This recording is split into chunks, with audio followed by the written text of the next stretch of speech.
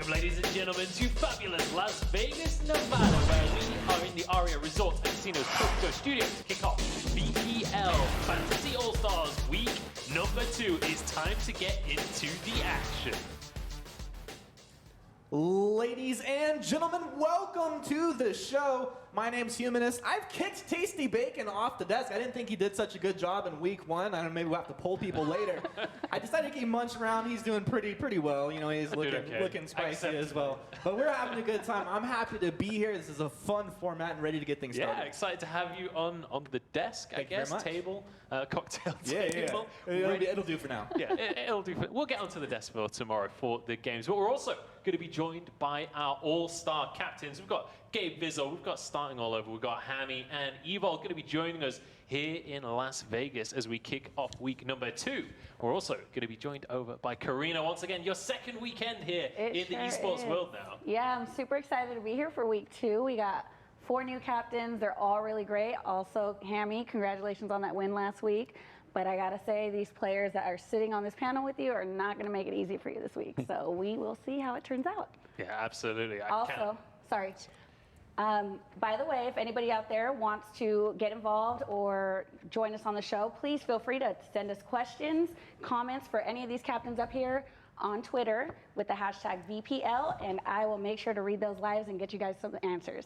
Yeah, absolutely. And use that hashtag #AskThePros as well if you've got a question. But also, we just want to hear you guys getting involved in the conversation, hashtag VPL. But let me introduce the captains. For any of you guys at home that have been living under a rock for the last 3 years, I'll first off introduce Gabe Vizzle, multi-time champion, a huge name within Vainglory. You got to be coming in confident to this tournament. Yeah, I'm happy to be here. For those who don't know me, I'm Gabe Vizzle. I've been a part of numerous teams. I'm pretty much a veteran. Gangstars, Hammers, Cloud9, and Tribe now for their new roster. But yeah, I'm excited to be here. If we win, we win. If we lose, we lose. I'm just here to have a good time. Yeah, I mean, as Gabe said, like he's played for all of these top tier teams going back for years.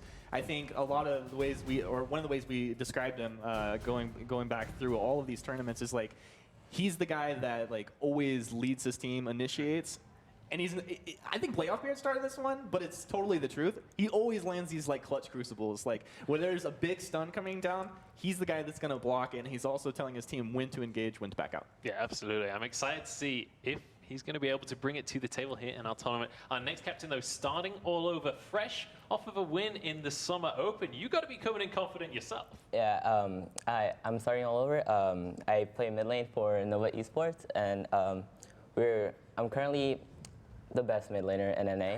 I mean, we won the VPL, of course. So, yeah, I was, I don't know. Yeah, I mean, you're absolutely right to be confident coming on in. I mean, Starting All Over, huge history of success. He really is. I think, honestly, Starting is like one of my favorite players of all time, just specifically like on the map. One of my favorite Ringo players, Kestrel players, because he's never going to back down. Like, you know it, Starting. Like, you get into a 1v1, typically you're going to lock horns with him and see who's going to come out. Yeah, absolutely. And that's what I want to see. That's the kind of stuff I want to see. Yeah, you don't want people to back down, right? Yeah. Like, it's the kind of player that's not going to back down. Yeah, absolutely. Can't wait to see if that's going to be the case. We also are going to be joined by a week 1 winner, Hammy, going to be stepping on in. How are you feeling coming on in? Because you're the only winner on the table right now. Yeah, I'm the only winner. I'm pretty excited. You know, I love Vegas. I'm really excited to be here. I've got some, you know, good captains here with different varying degrees of success. You know, specifically Gabe, super successful, Starting, Evol's pretty good too, you know. I'm glad I've been a teammate with him for a while, or I was a teammate with him for a while, so yeah, really excited to see what happens this weekend. Dude, honestly, like Hammy, he's one of like the nicest guys, like I think in the scene. Also, just like an incredibly consistently good player. I've dubbed him Hamuel Jackson. I think he latched onto it a little bit. That's like one of my favorite things to yell, like when we're out there like casting a match. I'm waiting for the rename though. Yeah, absolutely. We'll see if that's actually going to happen in game. I hope so, but we'll have to see. Yeah. Also going to be joined by Evol, an old school legend within Vainglory, and back in 3v3, one of the best captains in the world. Yeah, so for the people that don't know me, my name is Evil, and honestly, you guys should all know me because, well, I am Evil, and I am the best support in the world. In fact, I'm not even self-proclaimed best support in the world. I am known to be the best support in the world, and it should be a good time to play with all these players, you know, show them how it's done, and just have a good time, so I'm happy to be here. I think like it's kind of strange with Evil in a way because there are players that are capable of making like all-star plays on the map, and we freak out when we see like these big like 3-man get the walls to set up a huge fight, and then we don't have Echo anymore, but he'd Echo and do it again. But Evo was the kind of guy that just did it every single time. So it's like we just kind of stop freaking out as much because you just expect it at this point. Yeah, and I mean, I'm actually curious as well. Gabe, he's calling himself the best captain in the world. What do you say to that as someone who's kind of held that title yourself? I mean, it's definitely self-proclaimed. If we're talking stats, of course, I have a little bit more trophies under my belt, but I do respect Evil. He's definitely one of the best Lance in the world, so I'll give props on that. All right, we'll see who's going to be able to come out on top. I definitely get a feeling of confidence from all four of you, which coming into week 2, I feel like this is going to be a little bit sweatier, a little bit more try-hard than week 1 was. We'll have to wait and see. Let's have a bit of a discussion, though, of how this tournament is going to be working out across the course of today and tomorrow. There are going to be 4 weekends of play, but they are separate individual tournaments. We'll start off today, though, by drafting out all-star teams for these captains. Yeah, so these captains, they'll try to get the best squad that they can, and then tomorrow is where we actually get into the play. It'll be a round-robin style tournament, best of ones. The top 2 teams will then play a best of 3 at the end of the day for all of the prize money. Yeah, absolutely. And speaking of the prize money, we'll get to that later, but the people that are in the running for the prize money are going to be these 24 cherry-picked players, and you can see the stars next to some of those names. Those are the guys that managed to win out in week number 1, and I have to say, this board, very, very stacked. I'm going to pass this over to you, Hammy, because you were one of our week 1 winners. Who are the guys that are really jumping off the board at you right now? I'd say probably the top priority picks for everybody here are people like more so the veterans, like old school Chuck, Delphi, my old teammates, Tivo and Kaz, super experienced, super consistent, like mechanically. There's some players that aren't so consistent mechanically or at all, like Outplayed XD, pretty trash. You got these, like this, I don't know what this ranking is right now. You got Lulu at 21. He should definitely be top 5 here. In my opinion. I'll take credit for the ranking. I did the ranking myself, so... Mediocre. I was already ripping him on it. Don't worry about it.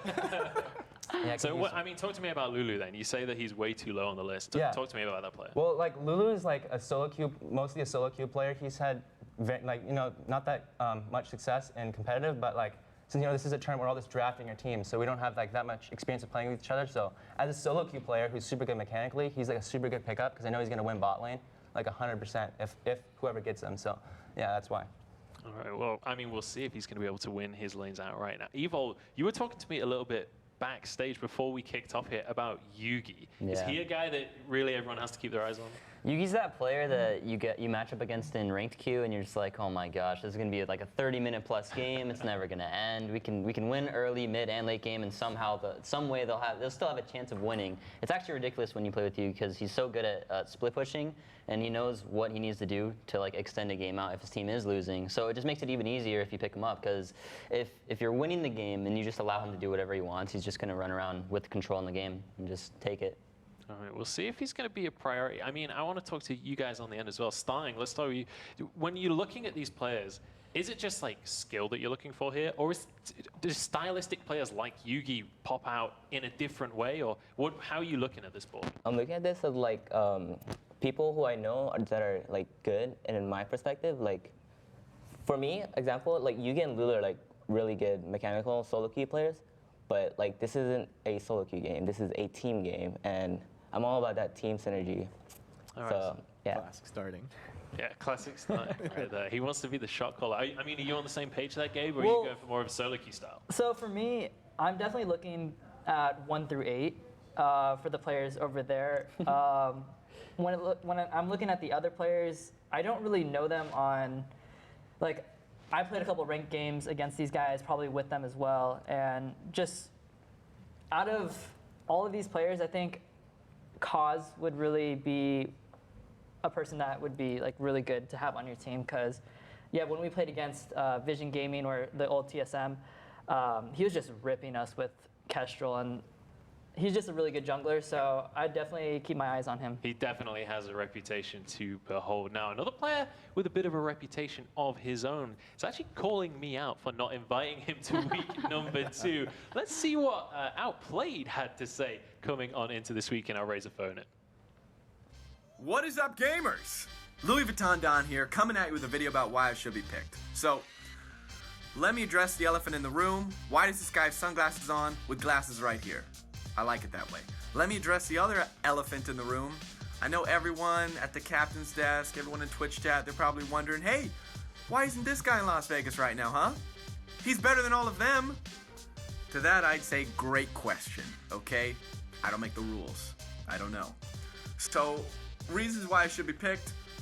#1 blitz player in the game, okay? You go to VG Pro, you search Outplayed XD, there's your boy, sitting at #1.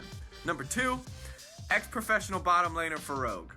Wow, I'm impressed. I'd pick this guy. I don't even need a #3.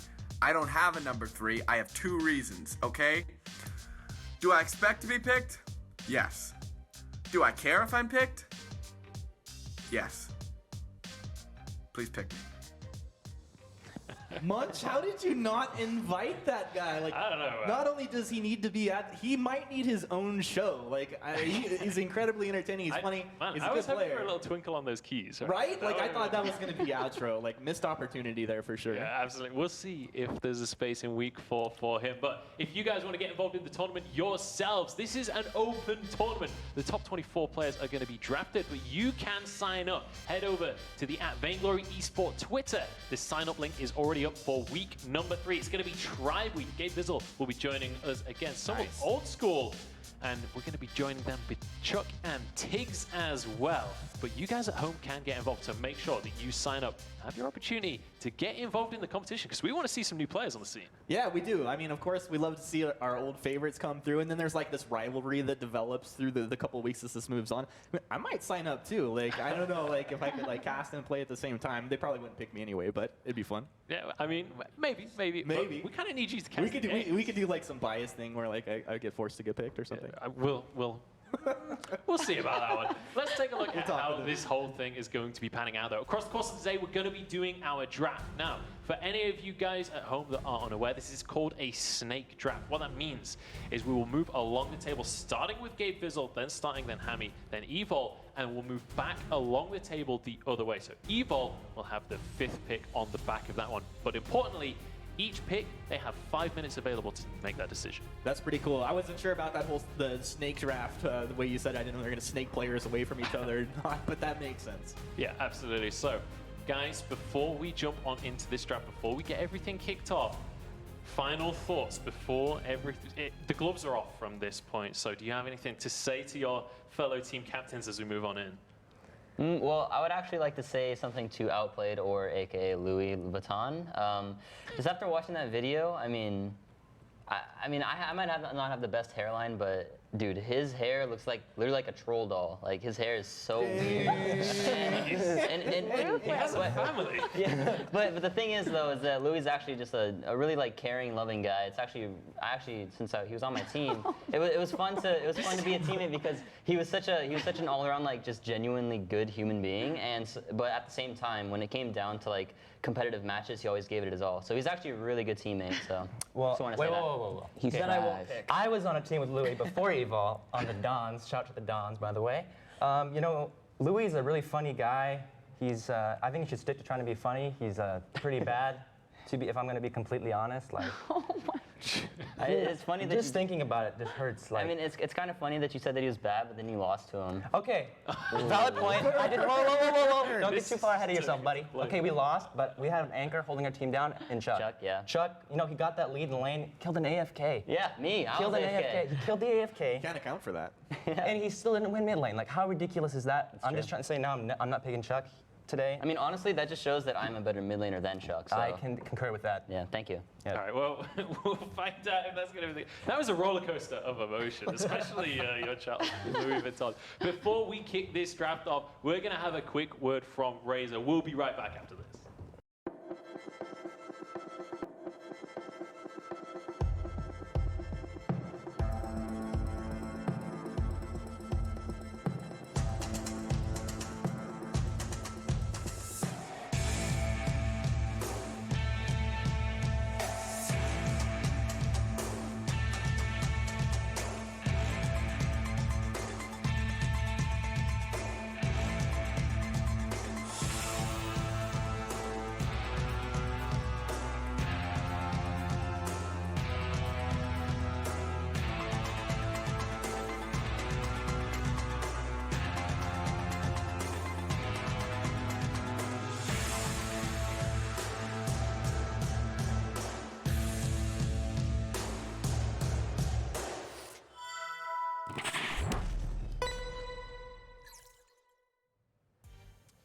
Welcome back, ladies and gentlemen, to the VPL Fantasy All-Stars. We're here in Las Vegas, Nevada. We're at the Aria Resorts and Casinos PokerGo Studio, and we're ready to kick off week number 2's games. It's time to head on into the draft. Gabe Bizzle, you're going to be the first one on the clock. Your time starts now.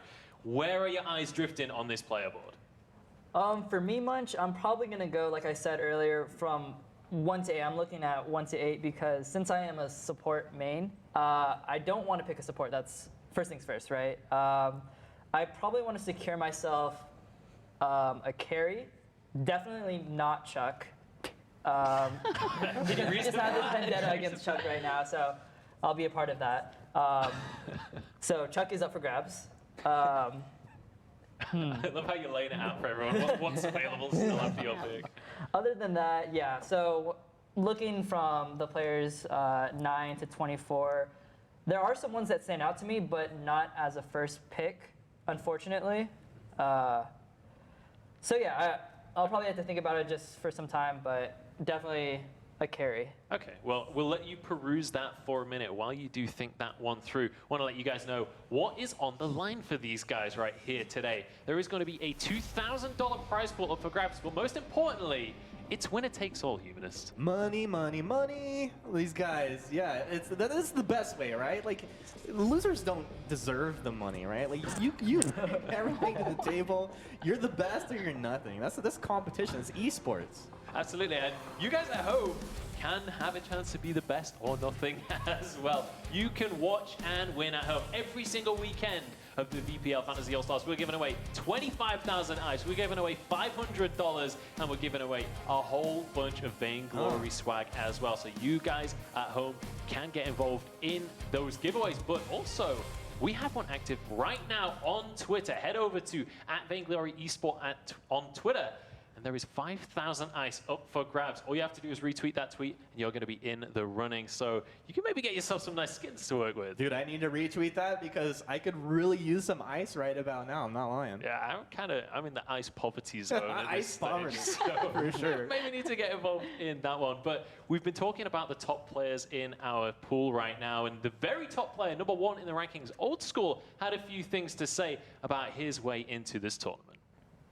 Hey, I'm Old School, and I think that I'm this week's #1 pick because of my tournament experience. I've attended the last 3 World Championships, and in the most recent 2, I've placed 3rd place.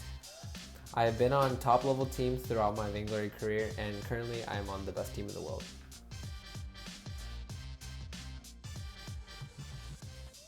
And there he is. I mean, coming in incredibly confident, you expect Old School to be a priority. He's number 1 in the rankings, and I think he deserves that spot based on his week 1 performance. Yeah, I mean, he performed well not only as a captain, but as a player.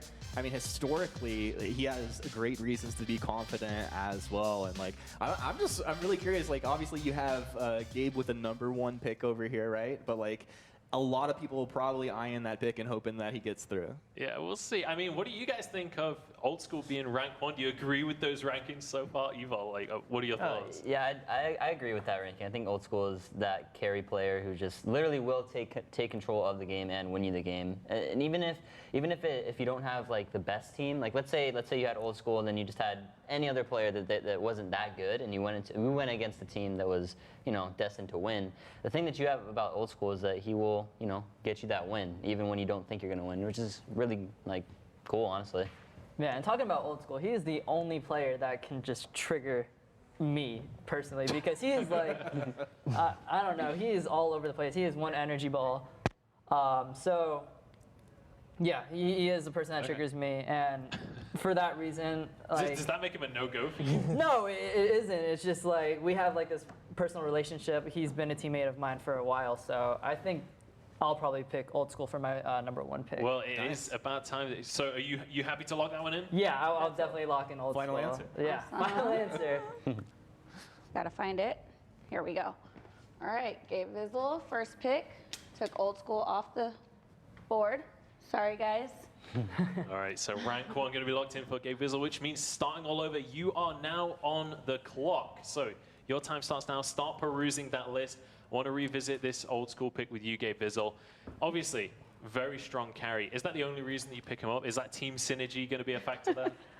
Yes, team synergy, because we are on the same team. That and just being, I'm looking at all these picks, right? There's not that many bot laners, so I want to put him into bot lane and try to just carry a game. So I'm just thinking about how many bot laners there are, how many I can get. Since I am the last one to pick after these guys, I'll be the 8th pick, right? So And 9th. I don't know if I'm gonna have a very strong carry pick, so I just might as well get it out of the way. Yeah, okay. I mean, it makes a lot of sense. That's interesting that you're going to put him in that bottom lane. Obviously, he kind of self-proclaimed mid laner, has been playing a lot of mid lane. Do you think that could cause some animosity there? No, we've been screaming, I do not want him in mid lane, so that's a no-go. All right, well, we can take a look at his stats as well. As Old School, definitely a solo queue hero, like 82% win rate. Obviously, not just solo queue, you can go in as a group there, but 82% win rate kind of speaks for itself a little bit. I mean, it's pretty good. It doesn't matter like what professional esport you look at. Like once someone starts to get over like that 60% win rate, you know that they're just like a dominant player. They're there for keeps. Yeah, absolutely. And we actually have a Razor rewind of what happened last week with Old School squad, because Team Old School came in and dominated here. Yeah, absolutely. I mean, these guys, they came out, I think, from like A to Z. You could tell that they were one of the stronger squads from the very beginning, and it was really exciting to see them play. Like, they didn't just pick like your just straightforward comp, like, oh, we're going to win, but like they did it with a little bit of style. Yeah, absolutely. I mean, Hammy, you were getting a triple kill in that clip, so you got to be coming in, you know, feeling good about that one, but that's got to be a bit of a bruise for you having Old School taken off of the board. Yeah, I kind of saw Gabe, picking Old School because, they're teammates and, Gabe's support, so he needs to get one of those carries locked in or he's kind of, not going to look so good towards the end if he doesn't get a carry locked in now. So I still have a couple carries in mind that I think if I get, I'll end up, it won't really matter if they have Old School, but because we'll have 2 winning lanes, they'll just have 1, so. All right, well, starting all over, I want to check in with you. You've still got 3 minutes on the clock, so you don't have to lock anything in yet. But what are you starting to lean towards here? I'm leaning toward like a jungler kind of and a support. Like I'm leaning towards Delphi the most right here because he's my teammate and I feel the most confident with him. I'm like a team-based player guy, and Delphi's like I just feel confident playing with Delphi. Delphi's the type of player that like if you have him on your team and you know him like really well and you've been on the same team as him, like he will carry you to victory.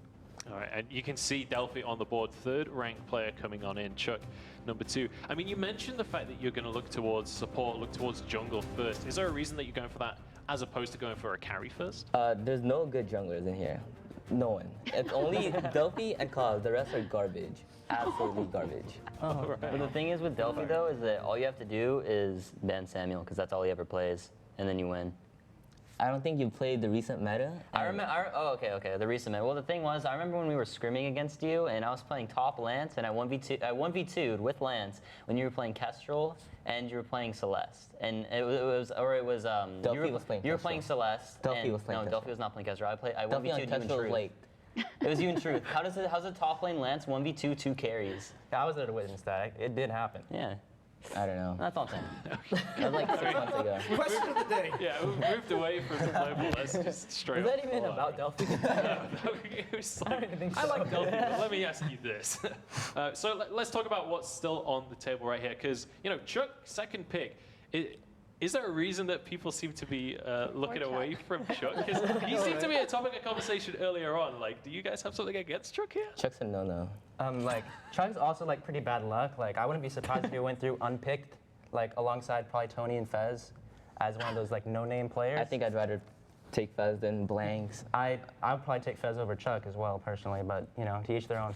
All right, well, starting, you've got 40 seconds left on the clock. We'll revisit the conversation later. It's time to lock in your pick. I think I'd have to go with Delphi. He's my teammate, and I just feel confident with him. Perfect. So starting, taking Delphi. First pick. All right, so Delphi going to be locked in, which means Hammy, you are now on the clock. Your 5 minutes has begun, so start perusing that list. Let's go back into this conversation about Delphi as a teammate, because Delphi as a player, he actually got the MVP for the Summer Open. Definitely a guy that he's been in the scene for a long time, but I feel like he's really ramped up in the last few months. Delphi's I don't know. I talked to like a lot of pro jungler players like Cause and Tiggs, and they consider Delphi like the most underrated jungler in like the whole competitive scene for a long Yeah, time. he is underrated. I mean, what is it that makes him a strong player? That's my question. He's very consistent and like I like Delphi because he listens to like every call I say and he like understands the game. Yeah. Okay, so just very consistent, knows where to be on the map, knows how to make things happen. We do have a replay as well of Delphi doing some wonderful stuff back in the Summer Open. I mean, Delphi is a player to behold. No, I think the way Starting described it, like he's a really consistent player. He's consistently a high-level player. And the variable with Delphi is that he has those games where he goes off and he carries his team. But I think in a way that's like a lot of people don't expect. But like conversely, he doesn't have too many of those games where he falls flat on his face. Like sometimes you have players that they have the standout game, but then they also have those really rough games. And Delphi, he's just straight down the middle, but has those breakout games as well. And it's worth talking about his Tony as well, because Tony was absolutely a staple for him. It's not as strong in the meta right now. So we'll see if that's going to be a prevalent pick across the course of this week. It certainly wasn't in week number 1. But Hammy, you're currently on the clock, so I want to come and check in with you. Where are your eyes leaning to? Because we've had 2 different roles picked up to start things off here. Yep. Which way are you leaning towards? You going with the carry? You going with captains? So I have a couple different options I could go with. You know, I could either go with, I could either select one of my teammate, Shid, to help me, you know, in the mid lane. So I already have a lot of synergy with him. So picking him would probably be just a guaranteed win in mid because there's no much to worry about other than Old School. So at least we'd have a decent chance. Especially if Old School is playing bot, and that's even easier. Then I'll just be uncontested in mid. It would be pretty easy wins. I could also go with a solid bot laner. So then, you know, we're winning 2 lanes super hard. And so there's not that many good bot laners up except for probably Lulu. So yeah, I'm probably going to be deciding between Lulu and Shaded. All right, well, you've still got a little bit of time to work with there, so continue to peruse. While you do think about that one, I'm going to pass it over to Karina, as I believe we've got some people tweeting in. Yeah, we got some Twitter questions coming in, and I have one here from Tyan Strauss asking, will anyone be kick butt enough to go weapon pedal? She actually does carry damage now. That guy's probably from EU. Pedal does 0 damage. Hey, Okay, no. Okay, buddy. In that's why I don't previous like you. metas, Pedal was actually pretty good. Yeah, Pedal was pretty good. And it was actually the hero you guys used at Mobile Masters to lose. Did we use Against that? us. That was, everyone was kind of He's using going Pedal. back to that. Yeah. Oh my God, these guys are Double savage tornado today. meta. No, yeah, it was the tornado. No breaking point, just all tornado triggers. Yeah. It was actually pretty good though. It was pretty solid, but you Dude, it know. was so annoying when you'd play against that late game. Because No, yeah, like, late game, you can't do Pedal it. would just Well, up in, right she has now, extra they bring range. it up because like breaking point, right? I think that was the point. Like, does that change Breaking point's it fair. enough? Yeah, the strength of tension bow right now, does that bring it in at all? I don't think Possibly. Pedal doesn't have the base damage anymore necessarily, and also with the nerfs to a lot of the items, I don't think she does. More carries offer more utility, and they do more damage. So I think playing Pedal would be not a very smart move. Feels bad, man. But the meta right now is 380C, so she could be in there. But yeah, like Hammy said, like you would probably want to pick a carry that has CC. So I think that's kind of the main thing in 5v5 right now. Since Crucible has a long cooldown, like a 70-second cooldown, you want to have as much CC as you want. All right, so all about that utility when it Yeah, comes definitely. to Makes sense. Yeah, I can certainly see that line of thought. Now, Hammy, you have about a minute left on the clock, which means it's about time that we get your first pick locked in on the board. Where are you thinking with this one, mate? Okay, I'm going to be selecting a Lulu, 21st pick. Really? Oh, wow. Yes. Damn. Dang, going deep. Yeah, I'm going deep. You know, obviously this list of players was sorted very wrong by you, Munch. Like, I don't even. This makes no. How is outplayed 9? Like, anyways, yeah, Lulu's gonna be my pick. All right. Nice. Hammy surprising everybody with his pick. Lulu, first. All right, 21st, going to be locked in there for Hammy. So, Evil, you are now on the clock. Your pick is going to be coming up next. So, talk to me a little bit more about Lulu Zia then, because, you know, the history of this player, he was on Gangstars, didn't have tremendous success way back in 2017 autumn. Like, is this just purely off solo queue that you know him? Also, when we scrim, when I was on Rogue, we'd scrim them, and he would be the only person, you know, really putting up a fight. You know, like you could tell that if they played more around Lulu himself, you know, as a mechanical player, he's just crazy. He makes plays. He's super consistent. So like, yeah, the reason like I picked him specifically is like I've been playing against him recently, and he just wins bot regardless, no matter what happens. He gets ahead. He goes for those plays. He's not afraid to make anything happen. So that's what I like about him specifically. You know, he's kind of a risky player, but he can back it up with his mechanics. All right, well, we'll see if he's going to be elo to bring that in. He's definitely elo-wise one of the highest on the list. But I think from the caster perspective, like Lulu was never the problem on any of the teams he played. Like he was the guy that like we always said like Lulu has to carry this team for them to win this game. And he would, like I just said, he was never really a problem, and it's not a surprise to see him taking this early. all right, well, we'll see if he's going to be able to be that carry on Hammy's squad. So double carry locked in for Hammy. I'm curious to see the different roles that we've been seeing locked on in as well. We could take a look at Lulu Ziu's stats as well. Obviously, you can see very, very strong player. Look at that Ringo, picture. 92. the 92% win rate in solo queue. That's a ranked 5v5 stats. So, you know, He really has a 90%. That's actually win rate. nutty, dude. that's it's pretty crazy. And also 122 CS average is Higher than that's like 20 higher than most players on the list. So Yeah. he's incredibly strong. We actually have a replay of him way back in the day I remember this. Who in, is he in playing? DF, 3v3. Oh, it's against Nova. Sorry, are you on this team? No, I mean I have a he's clip of playing me on- 1v3ing the whole gangsters with Lulu and Zeno. This, unfortunately for him, wasn't the greatest season for them, but certainly he as a player stood out back in those days. But I want to talk about kind of the roles that you guys have locked in so far. Like, obviously, we've had a jungler locked in for starting, we've had a carry locked in for Gabe, and we've had another carry locked in for Hammy. Do you guys feel like that carry pool is starting to be pinched a little bit here? Is there still a lot still on the table? Like, where are you guys looking? I think it's actually pinched. I wasn't expecting Hammy to pick Lulu. Actually, I was going to pick Lulu, to be honest. And so now so he threw a wrench in my plan. I was like, okay, I'm gonna take Lulu, then I'm gonna go on to my draft. But since he took Lulu, now I'm like, okay, wait, what am I actually doing now? So right now I'm just like kind of just perusing and browsing through, you know, what I want to pick. So yeah. And I think it'll become more pinched too as soon as we get into like more of the draft, right? So since I think after the 8th pick, I think that's when he'll start being like, okay, I don't really know this player, but I might have to pick him for certain reasons, you know? So yeah, I think that's what's gonna have to happen. I think that's one of the things about this whole tournament, right? Is sometimes you got to pick a player on mechanical skill alone because it's kind of almost a solo queue tournament to an extent. No, it really is. I think it's that cool vibe. Like obviously, you know, like Gabe, he stated, I want to pick a player that I'm comfortable with. Obviously, you know, it's a good player as well, but it's almost throwing darts at a board. Like as you get into the later sections of this draft, and I think that's what makes it like the most exciting. Maybe you have a skilled player and comes in, but he's just like not that team player, right? So maybe you have like another Yugi that we find out about who's like really good, does his own thing. Maybe you have a player that's like, yeah, middle of the pack, but he does everything that starting wants him to do. Suddenly they're having these great team fights. And so it can really just lend itself to either making or breaking one of these teams. I actually want to ask you about Yugi Hammy, because we were talking about Yugi yesterday, and Yeah. you know, you brought him up as one of these really difficult players to deal with. Does that make him a priority in this draft? Yeah, I do think he's a priority. You know, so with the way this format's set up, you know, so it's like you're picking a lot of teammates, and you're going to end up playing with people you haven't played with before, probably that much. So you're not going to be this comfortable, you know, playing as a team.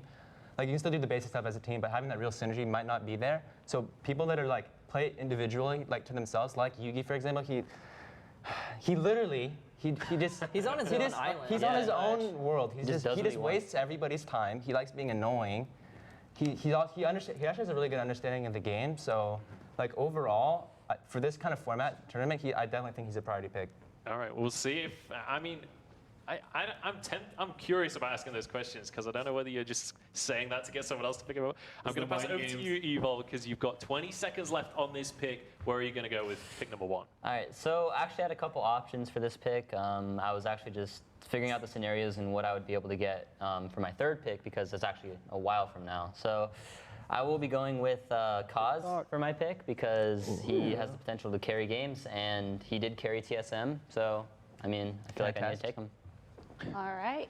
Evil's taking Cause off the board, adding on to his lineup. Gosh.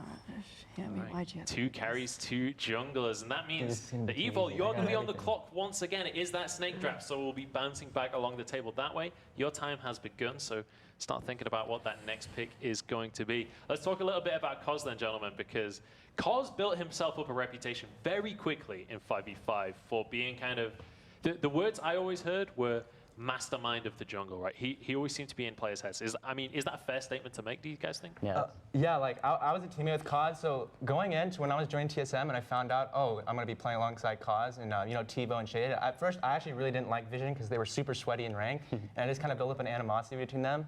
And I started, when I joined, we were in Discord. That Cause is actually super nice, and he also he picks things up really fast. He's super good at adapting. Also, he's crazy mechanically good, super consistent. Like, if you get him on one of his comfort picks, it's pretty much over. You're guaranteed winning jungle or just whatever role he's in. That's just how he is. All right, strong player then. Well, we are going to jump into a quick break, but do not go anywhere. We'll be right back in just a minute.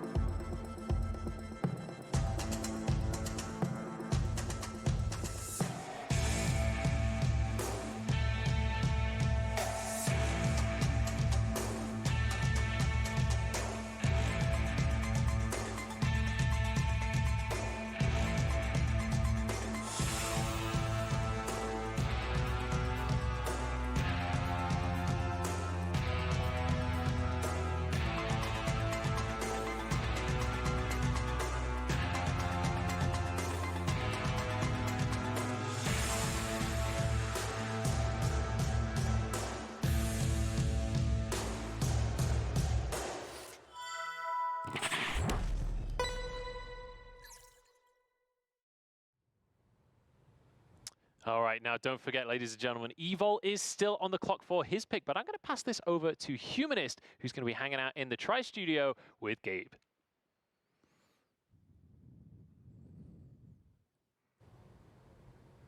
All right, guys, I'm over here with Gabe Vizzle, and I had to kind of break you. We got over into this side room here at the studio because I really wanted to dig into this a little bit. Like, we're only in the first phase of the snake draft, but you locked in old school right off the bat. Not really a surprise. I think I might have done the same myself, but are you holding anything back at the desk when you're talking about your strategy? Because they can't hear us right now, so we can kind of reveal a little bit more. Honestly, so old school was gonna probably be my first pick no matter what.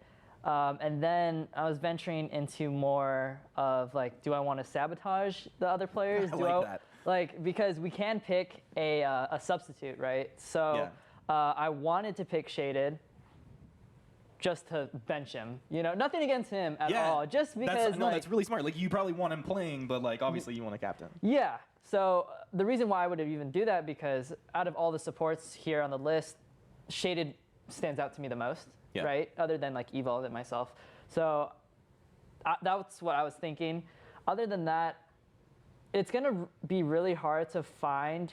I don't know what they're picking yet, but to get a top laner. I think top lane is going to be a rough pick because out of all these players, it's kind of limited. Right? Is anybody standing out to you right now? So Yugi is probably #1, right? Everybody's talking about Yugi exactly. right now. So if you don't get Yugi, you probably want to go for either Gatsby or Neon Fire. So I think I'm okay because, what is it? Evil, he picked, who did he pick again? Cause?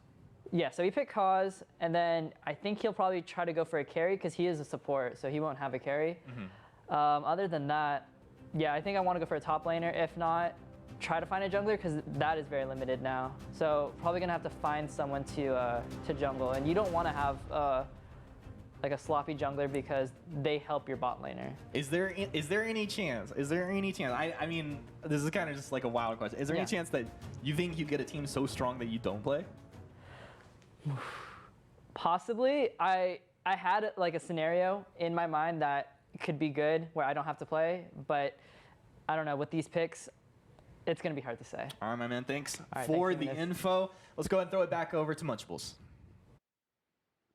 Thank you very much, guys. Yeah, it's about time that we head towards our pick now. Evil, you've got 20 seconds on the clock. They've used a lot of your time. You ready to lock in? Yeah, I'm ready to lock in. Just taking a look at all of these players, there's not that many mid laners, so I feel like I'm almost forced to play to choose a mid laner because, I mean, I have played mid, and I'm capable of doing it, but I don't really want to do that. I want to have fun while I'm playing, and mid's not that 2 fun. seconds. So I'm going to pick Chuck. Chuck, right. he got on the board. I had to, sadly. I'm happy for him. I was getting a little worried. Yeah, he was getting a little bit bullied here. On I the know, desk. poor Chuck. I'm like, his name is just so like normal from everybody else's, so maybe if we changed it, he might get a little more attention, you know? He gets plenty of attention, that is for sure. So, Hammy, you're now on the clock. Your 5 minutes have begun for your next pick, so get thinking on that one. Let's talk a little bit about Chuck. You were about to run out of time, which you would have defaulted to Chuck as the top pick anyway, so you got away with that one. Yeah. Talk to me about Chuck as a player. Well, I think Chuck has always been that super consistent player. He does what he needs to do all the time. He's never he's never not performed, I guess. Like he's always capable of just being consistent, and that's really what you need when you're playing a team game. Is you need to have a consistent player. And I know that he is also a shot caller, and I think it's also very good to have not a ton of shot callers, but like 1 or 2, just to where if one of your shot callers gets tilted, then you have someone else to default onto it. So it just helps like the team dynamic and team aspect, and Chuck's sadly that person. So yeah, that's why I had to pick him. Chuck? Yeah, I picked Chuck. You mentioned it. Oh, man. Hammy, you look like you got something to say there. You look like you're biting your tongue. He's saying all these wonderful things about Chuck. Chuck is, regardless of the memes, Chuck is a pretty good player. It hurts me to say. Decent player. He's decent, but he will be, the reason. If you guys lose, I guarantee you, he will be the reason you lose. It's okay. He plays like he's so scared to do anything. There's no playmaking in Chuck. Chuck's like the guy that just does nothing but something at the same time. Like At least I get the scapegoat him if I play bad, though. You're Then I'm right. fine. That's true. Just pick him up as the excuse. Yeah. Well, I did have Chuck, so. It's the new lag excuse. Yeah, Chuck equals lag. I think that's what the conclusion is. So, Hammy, you're on the clock now. Talk to me where you're looking towards, because you already grabbed a carry for yourself. Are you looking towards other roles? Yeah. So right now, I think I'm sitting like the best spot in all the cabins. So I already have 2 carries, and I know we're gonna win both those lanes. So now I just need people to kind of support those players. So I'm leaning either towards picking up my support Shaded, because he helps me and I have the synergy with them, and there's but at the same time, I don't really have to pick up a support because I have 2 other support captains here, so they're not going to be picking up supports, or it just doesn't make any sense. So I might just be able to skip on picking a support and just go with like maybe a good jungler, or I could also go for a good top laner as well. So yeah, that's where I'm at right now. All right, so still quite a few options available. We'll see how that one's going to pan out. You have 2 minutes left on the clock, so you'll be making your pick in about 60 seconds. So keep your eyes to the board. So starting all over, I want to visit you. I feel like it's been a while since we talked.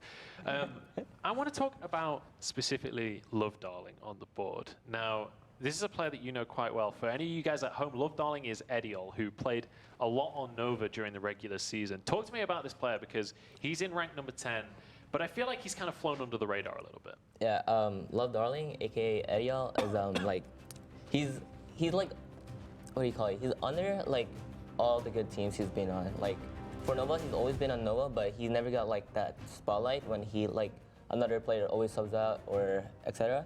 And Nova's like a type of team that like doesn't show up in scrims consistently, and that's why like these guys don't scrim us.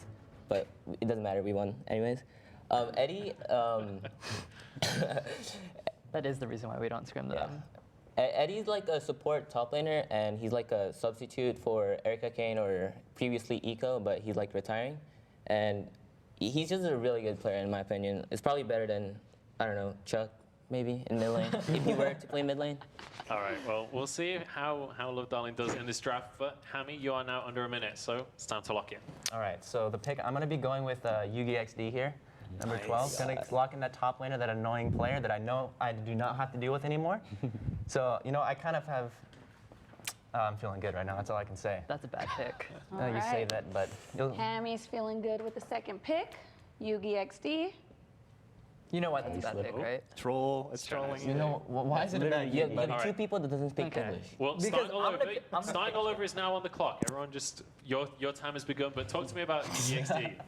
No, Yugi's a really good pick, but for Hammy, like I might even just pick up Shaded because I don't want him to have Shaded.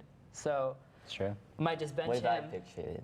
Or if you pick Shaded, it doesn't go to Hammy because Hammy already has a pretty stacked team. So you don't want to give him a really good support as well.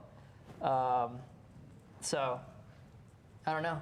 I think you should pick Shaded though. See, Yeah. see, I'm not even worried about it because like I got these top tier supports other than choosing. You know, Shaded, I wouldn't mind playing against him because he has like, he's easy to get into his head. You know, he's pretty easy. You know, like I can play against him. I know all of his weaknesses. No, but you said that you would win your lane with Shaded for sure. Yeah, I'm just saying. that's I said I'd win it for sure, but like. But either way. that means that if we have Shaded, then we would win our lane for sure as well. No, because I can beat him. I know his weaknesses. And he has a lot. Mind games. God, turn so quick. Jeez.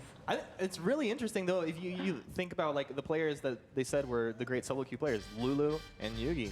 And Hammy's got them both, so that's like two players that you don't have to micromanage, and Hammy can kind of just focus in on his lane. Like when you're the captain of a team and you're playing the carry role, it really splits your focus, and sometimes you miss CS or you don't expect a rotation at a certain time because you're thinking about everybody. But I think that's a pretty strong factor. All right, well, Yugi going to be ranked 12, so we've already had a couple of lock-ins from around the board. We've had 21 locked in and 12. Both of them for you, Hammy. So I feel like you're going with a very different strategy to what we usually see here, just going for the top picks. Yeah. So like, I don't know. Like I've been saying, like, since this is like a draft format, we're not going to be stuck with all these players that we played with before. Like, I could have just picked my team, but I already played with them, so like that's kind of boring. So like, I'm going to play with some of these new guys, and you know, I think also this will be one of the more fun teams to watch because we got a bunch of people that like actually like going for plays. And they like doing fun stuff that people like to see. You know, like Yugi is super annoying, so people want to see him running around the map, getting chased by everybody and getting out with no HP. And then like, you know, you have Lulu, who's going to be making a lot of plays in bot. You know, people like watching that. And then I'm just going to be winning mid, so that's going to be kind of boring to watch because no one's really good in mid. So yeah, I mean, I'm feeling very confident. I love how all of you just drop in like one-line shade comments, but it's in the middle of a sentence, so no one It's like can real reply. analysis. There's the shade back to the analysis. Yeah, exactly. Let's take a look at the board right now. You can see 12 and 21 taken. Maybe the 1 and 2 number is not a coincidence there. Some kind of Maybe you're looking into it Illuminati. too much. Maybe Yeah, there. maybe I'm overanalyzing here. TiVo's still available though on the board. Let's talk about TiVo because he's a very flexible player. Like on his application, he put any role but jungle. So he's not even locked to a lane. He's not locked to a role. He's happy to be flexible. Is that something that you guys see as valuable, or would you rather have guys that are going to specialize in a lane? I think it's bad. I think it's valuable because once you get into the later stages of the draft, you're gonna get these players that you don't know, and then you're just like, okay, well, I know TiVo, I know that he can play any position except for jungle. Then I could just fill the void with him or fill the gap. Yeah, I think I agree with Evil as well. Yeah, TiVo is a flex player. I think he mostly plays mid from what I know. Yeah. For right now, so he could fill that mid role, or yes, he can fill another role, but jungle, I guess. any but jungle, yes. Starting off the bat, you said, I think it's bad. Yeah. And then everyone talks about why it was good. Talk to me about why you disagree. It's like you have to stay consistent in one role, or you're just gonna like lose every lane. Like if you pick Tifa and you're against Lulu and you're playing top lane against Lulu, you'll get cut. Like you'll get destroyed from Lulu. Like you have to stay consistent in one role. If I was to play against Tifa in mid lane, I'll destroy him because I'm the mastermind of mid lane. So it's just two different arguments, and like you have to weigh like which one's more important. Like you have the mechanical argument, you have the strategical argument. Both of them make sense, but it's gonna like which one fits with the captain and the other players that you have. That's going to be Right. the question. Starting, you are now under a minute, so it's about time you lock in your pick. What are you thinking? I'm thinking of since these two guys messed up my picks, I was gonna pick Lulu and Yugi, but you know, Hammy took both of them. I think I have to go with Love Darling. He can play top lane for me. Who was it? Love Darling. Um, I did that. Is it up here? I think it's not up there. It would be Lucius. Since Yeah, Lucius yeah, not here. Lucius. Lucius. Okay, Oh, so okay. we're subbing. Okay. Lucius. There we go. Second pick for starting. Love Darling. Ignore that. The mind games on the board over there. We're doing some Like, wait, jukes who of did our he own. get? I can't. I'm on the clock. Oh no. All right, well, that is going to mean now that Gabe Bizzle, you are on the clock once again, so start to peruse that list. Let's talk a little bit about Love Darling, or previously Ediol. Starting, obviously, we already mentioned ex-teammate, or possibly still teammate, I'm not Yeah, sure. still teammate. So, right now, you're basically just drafting your team. Do you Yeah. feel like... I mean, I'm a team-based guy. Like we just won the previous VPL Summer Open, and that was like all based around me, and like Nova's what do you call it? Yikes. They play around me, so if these two guys listen to my call, like these are who? I don't even know who they are. Like, they're trash. I'm pretty sure Truth carried you, but I'm not gonna mention that. Yeah, I'm pretty sure Lulu's better than Truth. Or wait, no. You're roasting yourself. Chill. Truth is better than School and Lulu combined. Wait, that's literally what I said. Truth carried you. That has nothing to do with what I said. Okay. You're just like, you're backing up Hammy's flame. All right, well, I think this makes sense. Truth would right? say contemplatively debatable. Starting for years, everybody has known that Starting is like a vocal player, right? He likes to make shot calls. He has good game sense, and if he can build a team around him that's going to follow the shot calls, they're going to have a better chance at success. Whereas Hammy's more like, look, I want to focus on my lane. I want to get players that can win their lanes, and then when the time's right, then we'll kind of strike together. I think it makes sense. That's game sense. by the way. I like that we have different strategies. That's coming. mechanics as well. Who, Eddie Best or shot you? caller, me. Okay. What? Just making sure everyone Yeah, knows. I like just it. making sure we're clear. Okay, so while you guys continue to peruse your picks, one of the guys that is still on the board is going to be Level from Hammers Esports, and he did a Raise a phone in with us to tell us why he thinks he should be picked up. What's up, everyone? My name is Level, and welcome to Week 2 of the Vainglory All-Stars Series. It's a little hard for me to justify why I should be a top pick, because unlike many of the household names, I haven't been in the pro scene for very long. But over the last 3 years, I've been watching pro matches, watching streamers, asking questions, and making as many friends as I possibly could along the way. Today, as the jungler for Hammers Esports. All right. So I mean, obviously, Level thinks he should be picked up. I think everybody has a lot of respect for him here, though. I just like, based off all the players that everybody's talking about, I don't know. Do you guys feel like this is someone you're thinking about in this next round of picks right here, right now? I don't I know would who have to Level say is. no. I would, Not for me. didn't even cross my mind. I mean, I would not like. It's kind of like I'm in this like Set him him up and to Chuck. knock Like, him yeah, like Oh. like Loki had picked Chuck Oh, they before didn't him. even think so. about it. But at the same time, you have to give him, like, I guess, props for even doing that Twitter video, just because of the fact that, I mean, you got to put yourself out there. The only way that you're going to get into the bro scene is if you put yourself out there, unless you're just literally the best player. Like, if you're the best player, like Solo Houston, then they're like, okay, well, he's just mechanically good. We have to pick him up. But if you're like kind of like you have the potential to be there, which is probably Level, I would say, you have to put yourself out there. And so I guess props to that. But I don't. All right. I think that's something that a lot of people don't realize. Like, when it comes to being a pro player, like you said, there's mechanically skilled players that just rise to the top of solo queue, and you're like, gotta have them. Yep. And there's players that are just like, they feel like they deserve to be there, and then they have that moment. They have that one game. They have that game-breaking play, and then everybody's like, you know what? I think I overlooked something here. Yeah, absolutely. I mean, we'll see if Level can have that moment in this tournament. We actually have another tweet, so I'm going to pass it over to Karina. Thank you. Yeah, we have a tweet from Seaman, and he asks, if you could choose to have one ability out of all VG hero kits, what ability or perk would you like, and why? Jeez. I heard Gabe say this earlier. You know, he picked like Taka, you know, so he could go invisible, and I'm just gonna steal that right from him. Oh gosh. That's I'm gonna choose that, you know. So At least now you gave Gabe has to credit. think of something else. So that's gonna be my pick. I mean, what about the Anybody rest else? of you? Yeah. I think I'll go with Kestrel's B, like kind of like Estelle, but like That's the same thing. camouflage. Yeah. That's the same thing I was I talking mean, mine does damage. Okay, you could do like, I think that I would do like Samuel's ulti, just because if people are annoying me, I could just put them to sleep and they're gone. And I don't have to worry about them, so. For me, I'd probably pick Anka's ult because You want 3? I can be 5 places at once. 4? 4. Well, there's 4 plus her, so that's No, 5. it's right? 3 It's plus 1. Oh, it's 3 plus her? Okay, well, 4. 4 then. Yeah. 4 places at once, so Okay. that could be good. You Yeah, know? that could be. That For could be anything. good. I can see that. All right, Gabe, you're running out of time. You've got 25 seconds on the clock, or 20 seconds on the clock. It's time to lock in your second pick. I didn't really have much time to think about this, even though I've had 5 minutes. I'd probably. 12 seconds. I'm gonna pick TiVo, mainly because I need to fill in that gap for mid lane. Awesome. Cool. I had to. Yep. Okay, Vizzle's taking TiVo off the board. All right, well, TiVo hard. going to be locked in. We talked It's about the hard. flex, and different people thought it was good, but TiVo going to be locked in, which means you're on the clock once again, Gabe. So continue thinking. I know 5 minutes isn't long enough. But, What does that do to this next pick, though, right now? Like, I mean, I'm just curious. let's get into this discussion in just a minute. First, we've got to get a quick word in from Razor.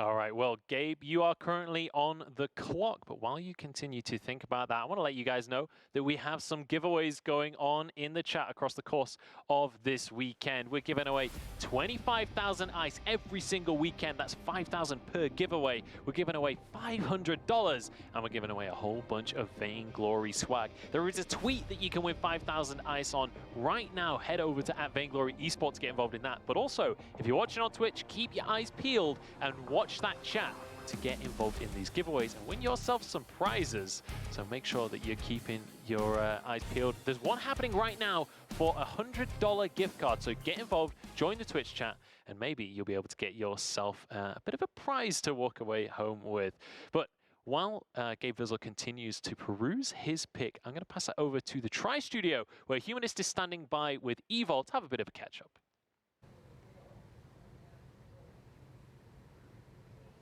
What's up, guys? I'm over here with Evil, one of my favorite all-time players for sure. Definitely a true standout all-star.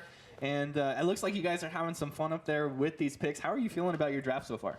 I like my draft. I think that because I picked up 2 players that are on the same team, or that were on the same team, they actually have a general idea of how to play together. And I've actually also played with Cause, like just in solo queue matches or duo queue matches. And I think with my draft, it's more along the lines of I want to figure out just shot calling and to figure out like just team coordination, team synergy. And with Chuck and with Cause, I feel like I have that. So I'm feeling pretty good. Yeah, definitely. Well, I think it's pretty exciting. You have a strong draft thus far. Do you think your playstyle personally changes at all? I don't think my playstyle changes much because, at least for me, when I support, I'm able to play either passive or aggressive. It's just a matter of figuring out if you win a trade or don't win a trade or what's the objective on the map. It's pretty much just figuring out what you need to do and then adjusting your playstyle for that. So it shouldn't be that like much of a challenge or anything. And like in regard to these other guys, like I actually think like okay, you have a strong draft. They're putting together some pretty strong lineups as well. Do you, as far as like if you had to rank them thus far, would you put anybody ahead?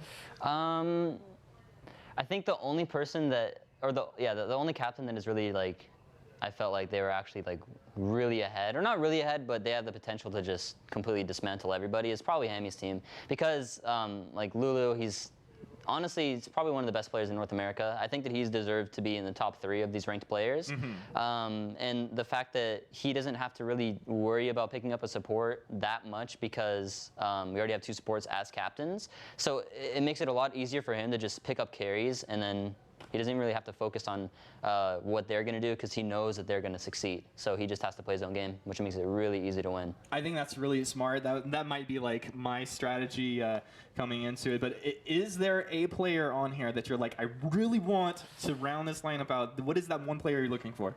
Well, the thing is I need a really strong bot laner, and the thing is that with all these players, there's not like that many like super carry bot laners. Like the ones that were already up have been picked, which is why I was going to pick Lulu first, is because of that. So I think that there's a couple that I like to keep my eyes on for. Yeah. Couple in the air. Yeah. Okay, we're not totally sure, but he's ready to finish this lineup. Right now, let's go ahead and send it back over to Munchables. Keep this train rolling. All right, there are only 10 seconds on the clock, so I'm going to pass it straight over to you, Gabe. I'm going to pick Shaded. All right, quick. Okay. Oh. So, Shaded Talent. There we go. What is your team? All right, it's okay. All right, No, but my reasoning. I'll back up. All right, so Shaded Talent going to be locked in. That means starting, you are now on the clock. Gabe, talk to me about that pick. So I'm debating about either benching him or possibly putting him into the captain role, and then I play in top lane because I've had history of playing only for like what, a week playing in top lane, and then I switch back to captain. But I'm looking at the list, and there are good top laners. I'd much prefer to get Yugi, but since I don't have Yugi, I could possibly move over there. But it's still like something to think about for sure.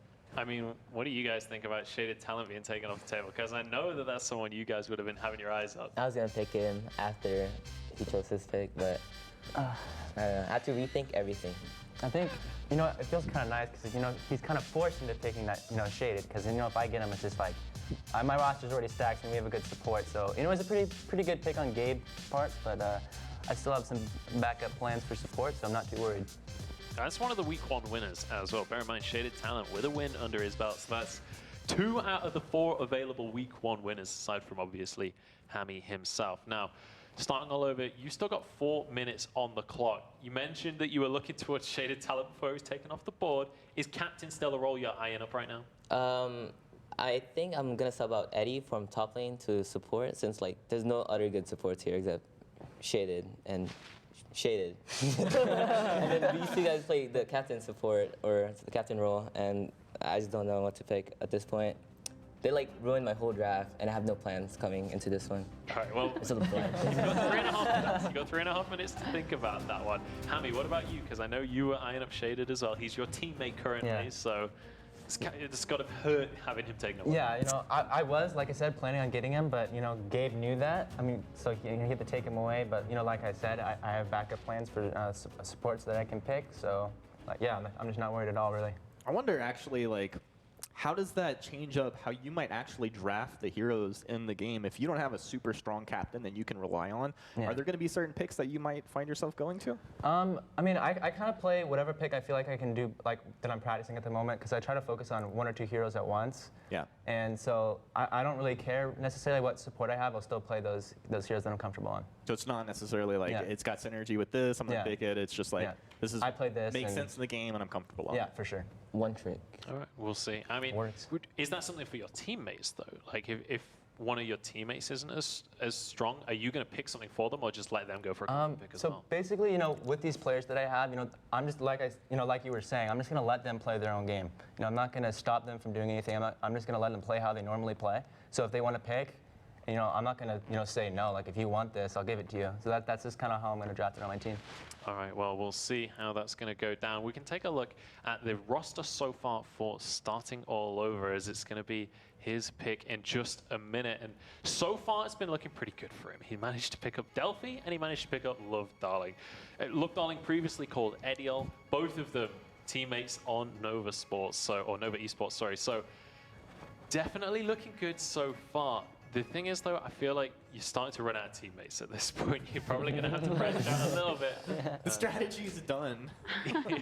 So where are you leaning towards now when we look at the rest of the table? Because we're starting to run out of the top 8 picks as well. Do you have to start branching further into that pool? I'm still leaning towards like the left side, which is like Neon Fire and Gatsby, and like moving again Eddie to the support role, since I just don't know anyone in here that plays support better than Shaded and Eddie. Everyone's trash, in my opinion.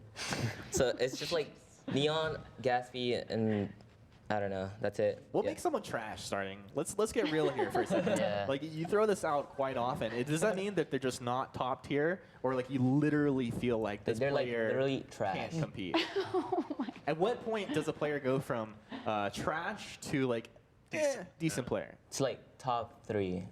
In my opinion. You have to be top You have to 3 be to top not be 3. trash? Oh, jeez. Okay, so High expectations. not like a common definition of trash, but it's nice that we break it down there so we can understand a little All bit. right, well, there are 40 seconds left on your timer, so if you're ready, we should get your pick locked in. I think I'm gonna have to go with Gatsby here. I know him as a player, and I think he'll be okay in top lane. Okay. Gatsby, man, how can you go wrong with Yikes for Gatsby? me, dog. The Gaspinator. There you go. He's locked in. All right, so Gatsby is the 3rd pick. That means Hammy, you're on the clock once again. Start to bruise that list. Starting high praise coming from you there as you lock him in. You think he'll be okay? Is he one of the top 3? Is he trash? He's not trash. He's okay. Like, I have to clarify myself here. Trash and okay are like 2 different things. Gatsby is a okay top laner. He's like in the category of top 4 to 4. Top 4 to 4. What do you think Gatsby does well?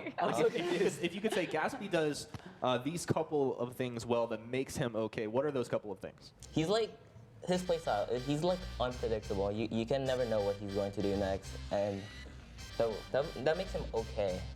Okay. Yeah. All right, so that's fair enough. We've locked in. Likes to play Reza as well, which definitely a hero that can win games individually. So excited to see what he's going to be able to bring to the table. Now, Evol, feels like eons since I spoke to you. Where are you looking at right now? Because we're starting to run out of the top players. When we come to this middle row, who are the guys that jump out at you? Well, when I'm thinking about my own draft and my own team right now, I have to take into account that there's like 2 top laners left, or there's like 1 that I know, and then there's like 2 bot laners that I know. So I just have to decide on which one I think is more important, like in the game itself. So once I figure that out, which I'm fairly certain I know what I'm going to do, but it's just a matter of like process of elimination, and then I'll be able to choose my player. So you have it in mind, but you don't want to reveal too much before the clock's ticking for you, right? Well, it's because I'm like cut between 2 players right now, and one player I might get it's like a hit or miss player. So if I choose that person, then it's kind of like me choosing Chuck. It's like, well, you're probably gonna lose. But yeah, I'm just in a predicament right now. Yeah. All right, well, we actually have people getting involved on Twitter once again. So I'm going to pass it over to you, Karina. I believe you have a question Joe. for us. Yes, AdaptGG is wondering, who is the best Lance in the world? This isn't even a question. Dark potato, right? Dark potato. What? You can't bring EU into this. Yeah, don't bring EU. Well, I thought I'd throw him a little love. Yeah, no. All right, so you say it's not a question. Tell us the answer. Evo wants to say. He wants to say it It's already. obviously me. Like, why wouldn't it be me? If you check any game leading up to even in 3v3, like when we were going through our run with Worlds, when we were playing against Cloud9, Tribe, all these good teams, there were a lot of times, even with Hammy was like, when we were doing draft prep, he was like, I don't know about this Lance pick, and I was just sitting there. I was like, give me Lance, I'll win this game. Like, and we would get Lance, and I would roll. So. Combat roll? No pun intended. No pun intended. I would literally just roll everybody, and so it just became like this. Yeah, I am the best. So what is it that separates you from the crowd? Because we've got guys like Gabe Vizzle, guys like FlashX that also have played a ton of Lance. You gave an example earlier, specifically. Well, for one thing is that I think that I've actually mastered Lance to the point where I'm able to kill carries. Like I already talked about how when we were scrimming against Nova, I 1v2'd starting and Truth on their most played carry heroes, and I was playing top Lance, and it's. You're playing a hero that? that's unkillable. Huh? You're playing a hero that's unkillable. Yeah, but you're playing the carry. That's. Wait, aren't that's you supposed sad. to be the best in the world and you're making excuses? Yeah, and wait. Let me go back to something. You said that everybody that wasn't top 3 is trash, but you're not even top 3. So what does that make you? But you're not even in a team. Well, that's fine. But the thing is, though, is that you know about traveling. I heard that you kind of can't do that, and I actually heard that there are some players that couldn't join your team because you couldn't travel. I mean, he made it here. That's true, but internationally. And we're glad to have him. We certainly are. All right, I'm gonna.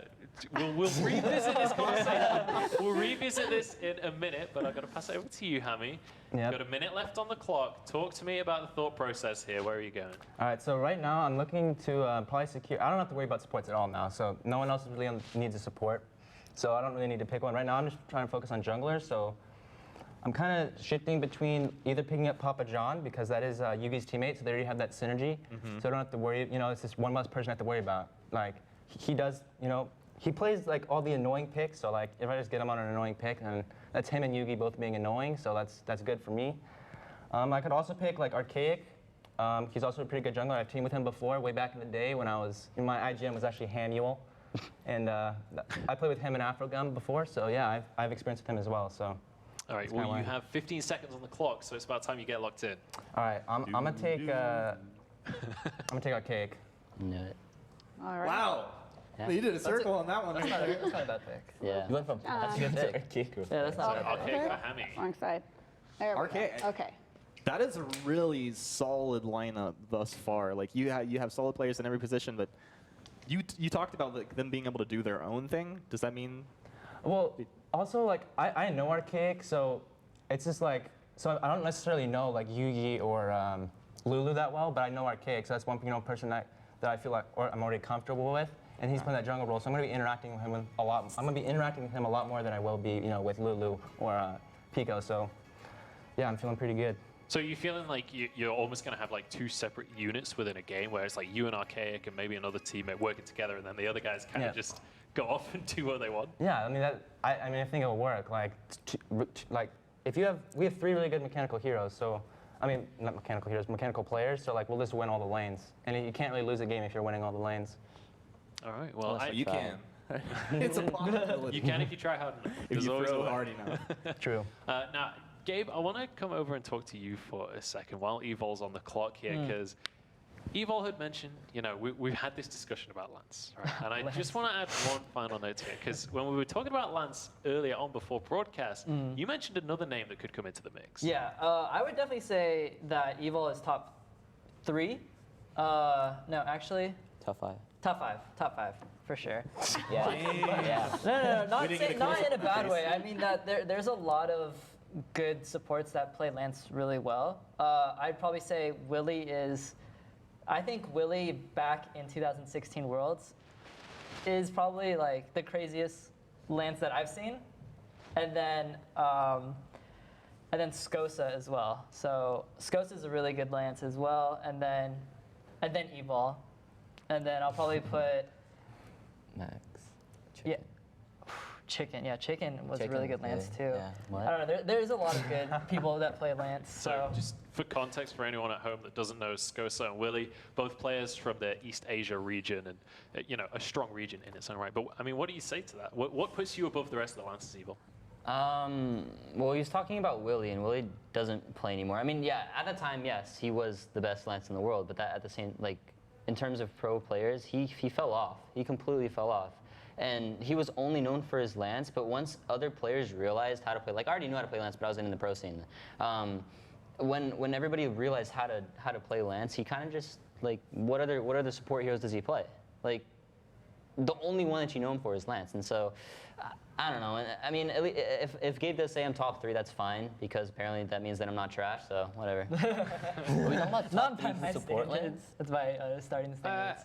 I kind of talking about support Lance, but are there other people in the picture outside of just support? I only remember Delphi playing jungle Lance and Samuel his whole entire career on The 2017. Delphi Lance is Oh, the Delphi only time talked to me I've as Lance. broken like the audio system in a studio. Like when I was casting, Delphi had like this he gets 1 kill. There's 3 people chasing him. Yeah. Gets 1 kill. Oh, yeah, turns that- around, Yeah, he was an that ours against behind the us. man, and mind you. impale into like a Githian wall, kills them both, and I just like popped the mic, just went crazy. So.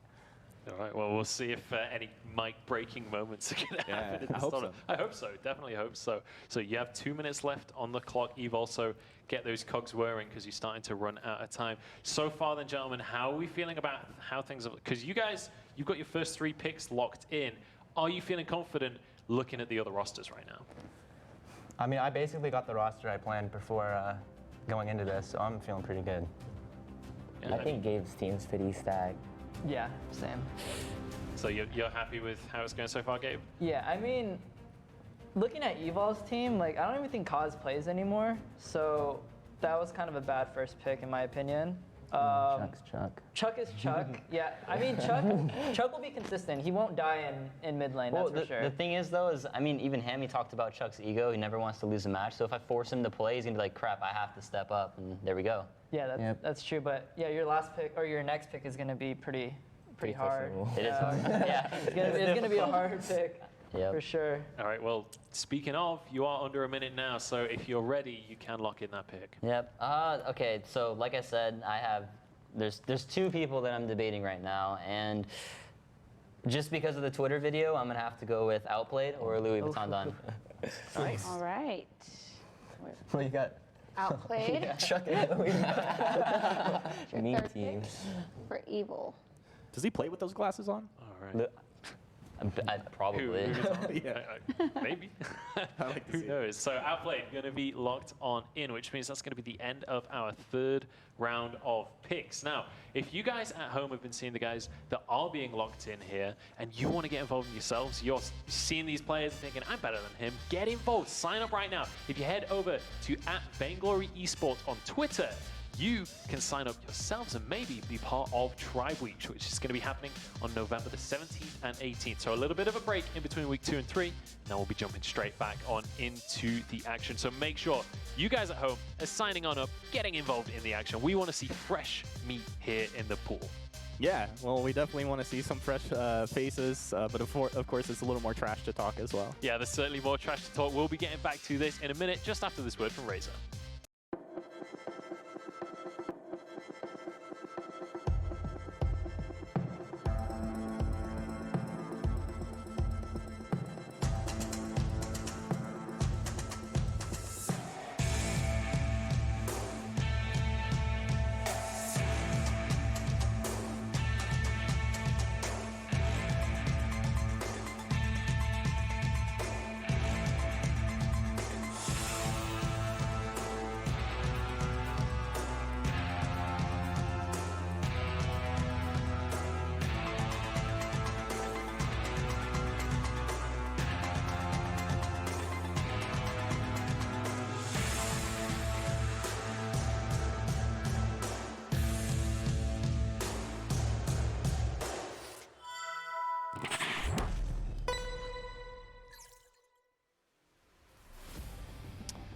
right, well, while the players have a little bit of a break, me and Humanist are going to break down what's happening for you guys at home. There are giveaways happening across the course of the weekend. All you have to do is watch and you can win. 25,000 ice being given away every single weekend, 5,000 per giveaway. We're giving away $500 in gift cards, and we're also giving away a whole bunch of Vainglory swag. So make sure you're keeping your eyes peeled on the chat, and you might be able to win yourself some prizes. And I believe there's a giveaway happening right now in the chat. Make sure, if you're on Twitch, get involved in that giveaway. We're giving away some plushies, some t-shirts, some bags. Make sure that you're getting involved. Get involved. I mean, if I got that ice, I think I just basically retire. Like, that's a lot of ice. I don't know how much food you can buy with ice. I don't know. I mean, I heard that, there's a market for it. Yeah? Okay. Yeah. Secondhand ice, get a resale. Yeah. All right, well, we're giving away merch in the chat, so make sure that you're getting involved. Well, let's have a bit of a recap, Humanist, on do it. How today has been going so far, because we've got 3 players now locked in for each of our captains, and we've got pretty different strategies coming out from each of our captains, especially Hammy. Yeah, I think Hammy really got a lot of the players that people had their eyes on. And it's kind of interesting being in that third slot, like third and then second when it starts to snake back the other way. It's almost like this unassuming position to be in. But he got Lulu. Everybody talking about Lulu's incredible ability to make plays in his own lane. Yugi, everyone talking about him being the annoying player. And now Archaic rounds it out. Like, this is a super strong lineup. I really like Gabe's draft as well. Yeah, I think when you look at Gabe's draft, it's like Hammy and Gabe have gone complete opposite styles here, because obviously you mentioned Hammy, lots of individual power players, but 12, 14, and 21 on the rankings, so not like your classic guys that are on the major teams.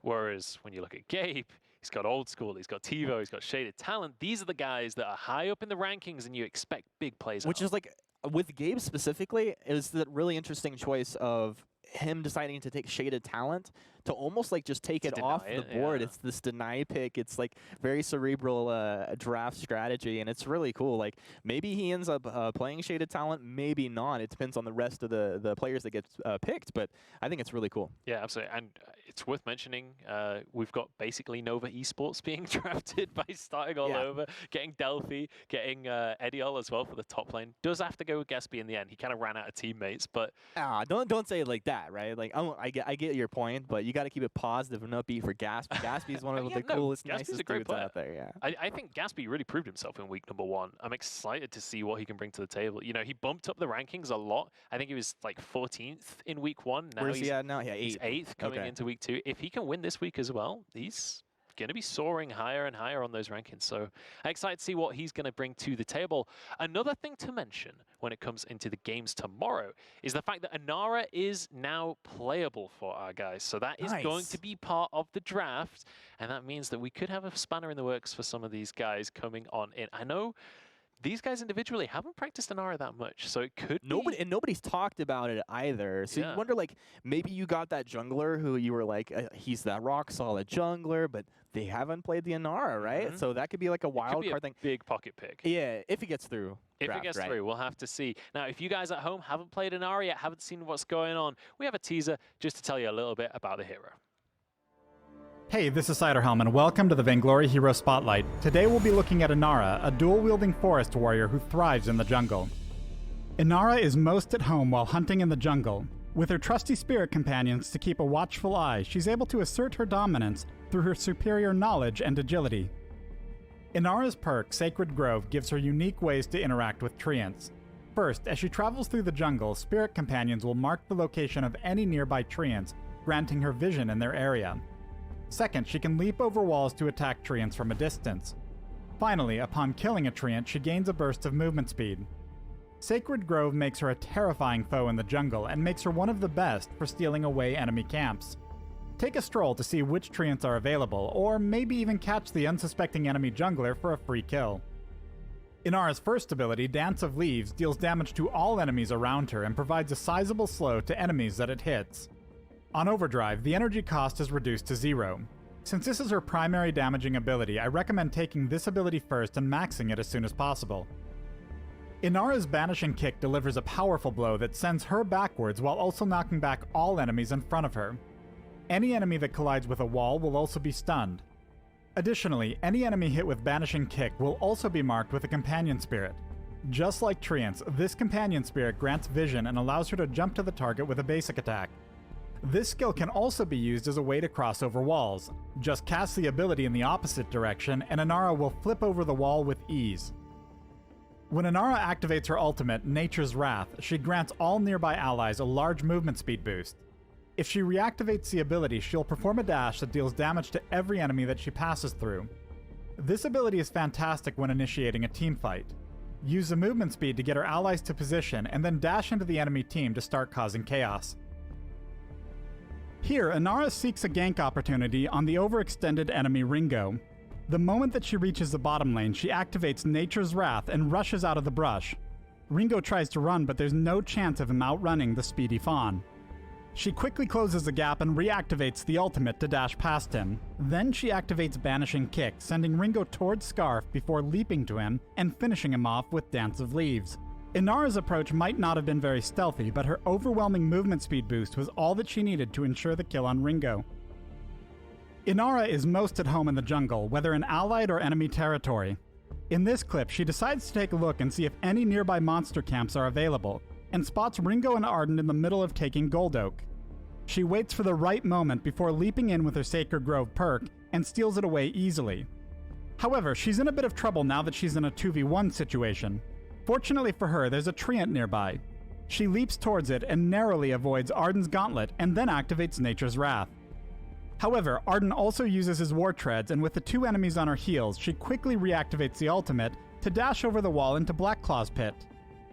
Thanks to her unparalleled mobility in the jungle, she makes it out safely and with a little extra gold in her pockets. Thanks for watching the Vainglory Hero Spotlight. Inara will be arriving in Update 3.8 with the new Nightblade skin, so be sure to give her a try.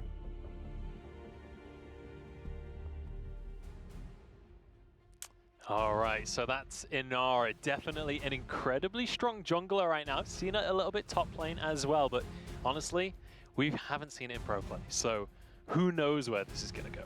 Nobody knows, really. I think it's super exciting, a bit of a wild card that we throw into the mix, and honestly, just who knows what it could do to the rosters that these guys have drafted. You know, they think they got that strong jungler. They get, you know, Syed struck by Inara. Yeah. You never know what could happen. Definitely a pocket pick. I mean, I want to pass this over to you guys. What do you think? Oh, so we're just going to talk about Inara here for a second. But yeah, definitely jungler, incredibly strong so far. It's been dominant in solo queue, but one of the big things I think is the fact that this could be a ban taken away from everything else. So it's not just the strength of Inara as a pick on her own. It's also the strength that something else has to get through the draft now. Absolutely, and like we always see this happen. I think it's gonna rapidly evolve. Like, yeah, maybe there's not a super strong meta set right now. It's like a little bit variable, but yeah, what gets through is that really key question. And like, you know, what shuts down the Inara if she does get through as well? A lot of questions to be answered. Yeah, that's one of the difficult things. Anytime a new hero comes in, that's always going to be a big question: is how do you play around this? How do you? She's no Ozo, I don't think, but you know.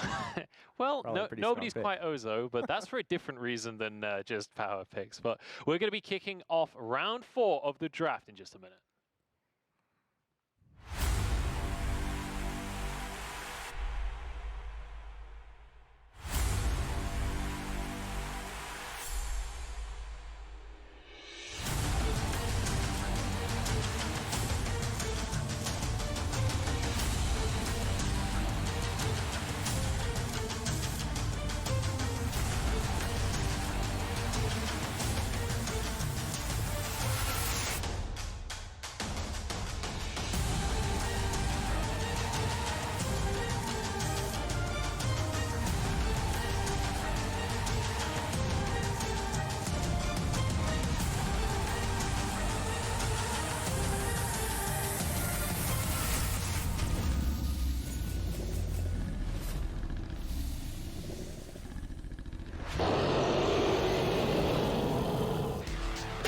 Welcome back to the beautiful city of Las Vegas, Nevada, where we are kicking off the VPL Fantasy All-Stars week number 2. We are halfway through our draft already.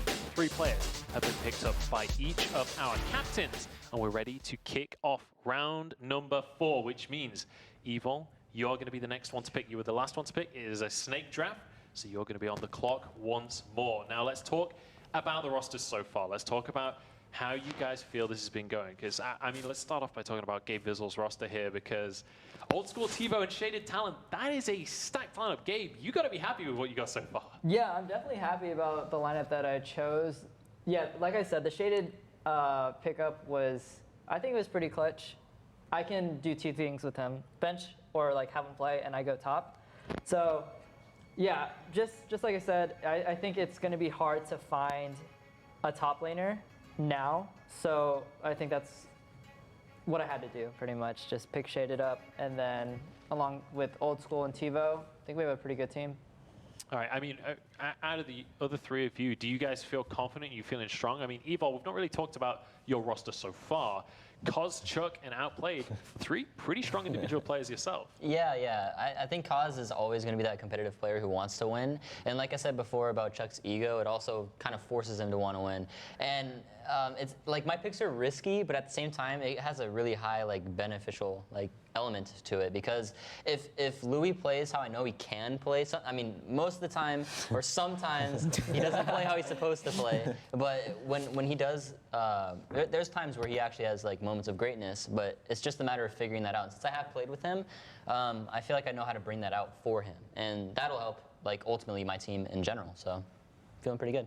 It's almost like a little bit of like a dark horse team over here. Yeah. Like you know that they have the capabilities.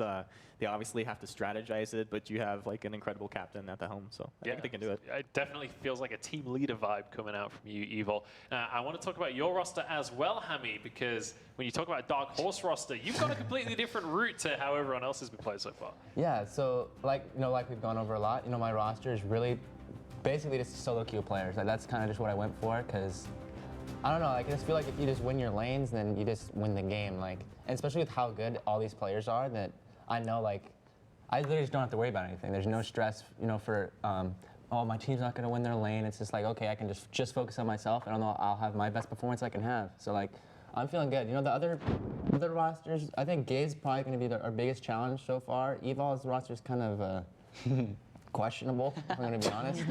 I don't know if I would have gone for either the Chuck or the Louis pick. I think those bring your win down at least 60%, just off the bat. Like, I mean, that's true. I mean, that's like Chuck's if Chuck had a heroic perk, it would be bring his team's win rate down. So yeah, I mean. That's a creative name for a heroic pick. Yeah. I like that. So on the opposite side of that, though, you guys have kind of gone for different dark horse strategies. You've played it very safe so far, starting all over. Now you're going to have to kind of branch out a little bit. What is the play going to be, or what's the play style going to be? Are you guys just going to be sticking as a unit, you and the Nova boys, and then see what everyone else does? We'll see. I don't want to reveal too much, but I like my lineup so far. I know these players, so I think we have a high chance of winning than these guys. What do you think of the other rosters that have been coming in? Are they going to be a challenge? I think Gabe's team is like the one I'm worried about. Like the rest are randoms. I don't even know who they are. Wow. But with like Shaded and Gabe in the same team, like I feel like that's a waste of a pick. But if Gabe didn't pick Shaded, I would have taken him. Yeah. So that's like a clutch pick from Gabe. But if Gabe was supposed to play top lane, then it'll be a lot easier for whoever I'm gonna pick for my bot lane. And you feel like there's enough in the pool where you're going to be able to get that pick that you want? I actually don't know who plays ball. That's like the issue here. You could pick up a good player like Blanks. He is the best player in the world. No. I actually think he's a pretty good player. All right, well, we'll return to the conversation on Blanks, because there's more to talk about there. But Evol, you're under a minute now, so you ready to lock in your fourth pick? Yeah, I'd say I'm ready to lock in my fourth pick. I mean, I'm pretty much forced to pick a top laner. So, I mean, since there's only a couple top laners left, I will be choosing Neon Fire. Yeah. Absolutely. All right. Yeah, that's good. Yeah. Takes the last one left. That one last week. That totally makes sense. But a lot of people not talking about Neon Fire. Is there a reason for that? Because I've always respected him, like just from like a caster perspective. It seems like he's always making plays. Yeah, well, I think one of the reasons why there are a couple players that don't really get the spotlight that they deserve is because people are so focused on their mid laner and their their bot laner. They're like, okay, do we have a good mid laner? Do we have a good bot laner? They never really care about what the top laner is doing. And so there's a lot of top laners actually really good, but they never get the recognition. And it kind of sucks, but it is what it is. So. Is that because it's just like the survival Yeah, mode it's that lane where you're just like, okay, like just defend the turret for as long as possible. It's going to go down, but if you can just delay it by like a couple waves or a couple minutes, then that's what you got to do. So yeah, it's definitely that role.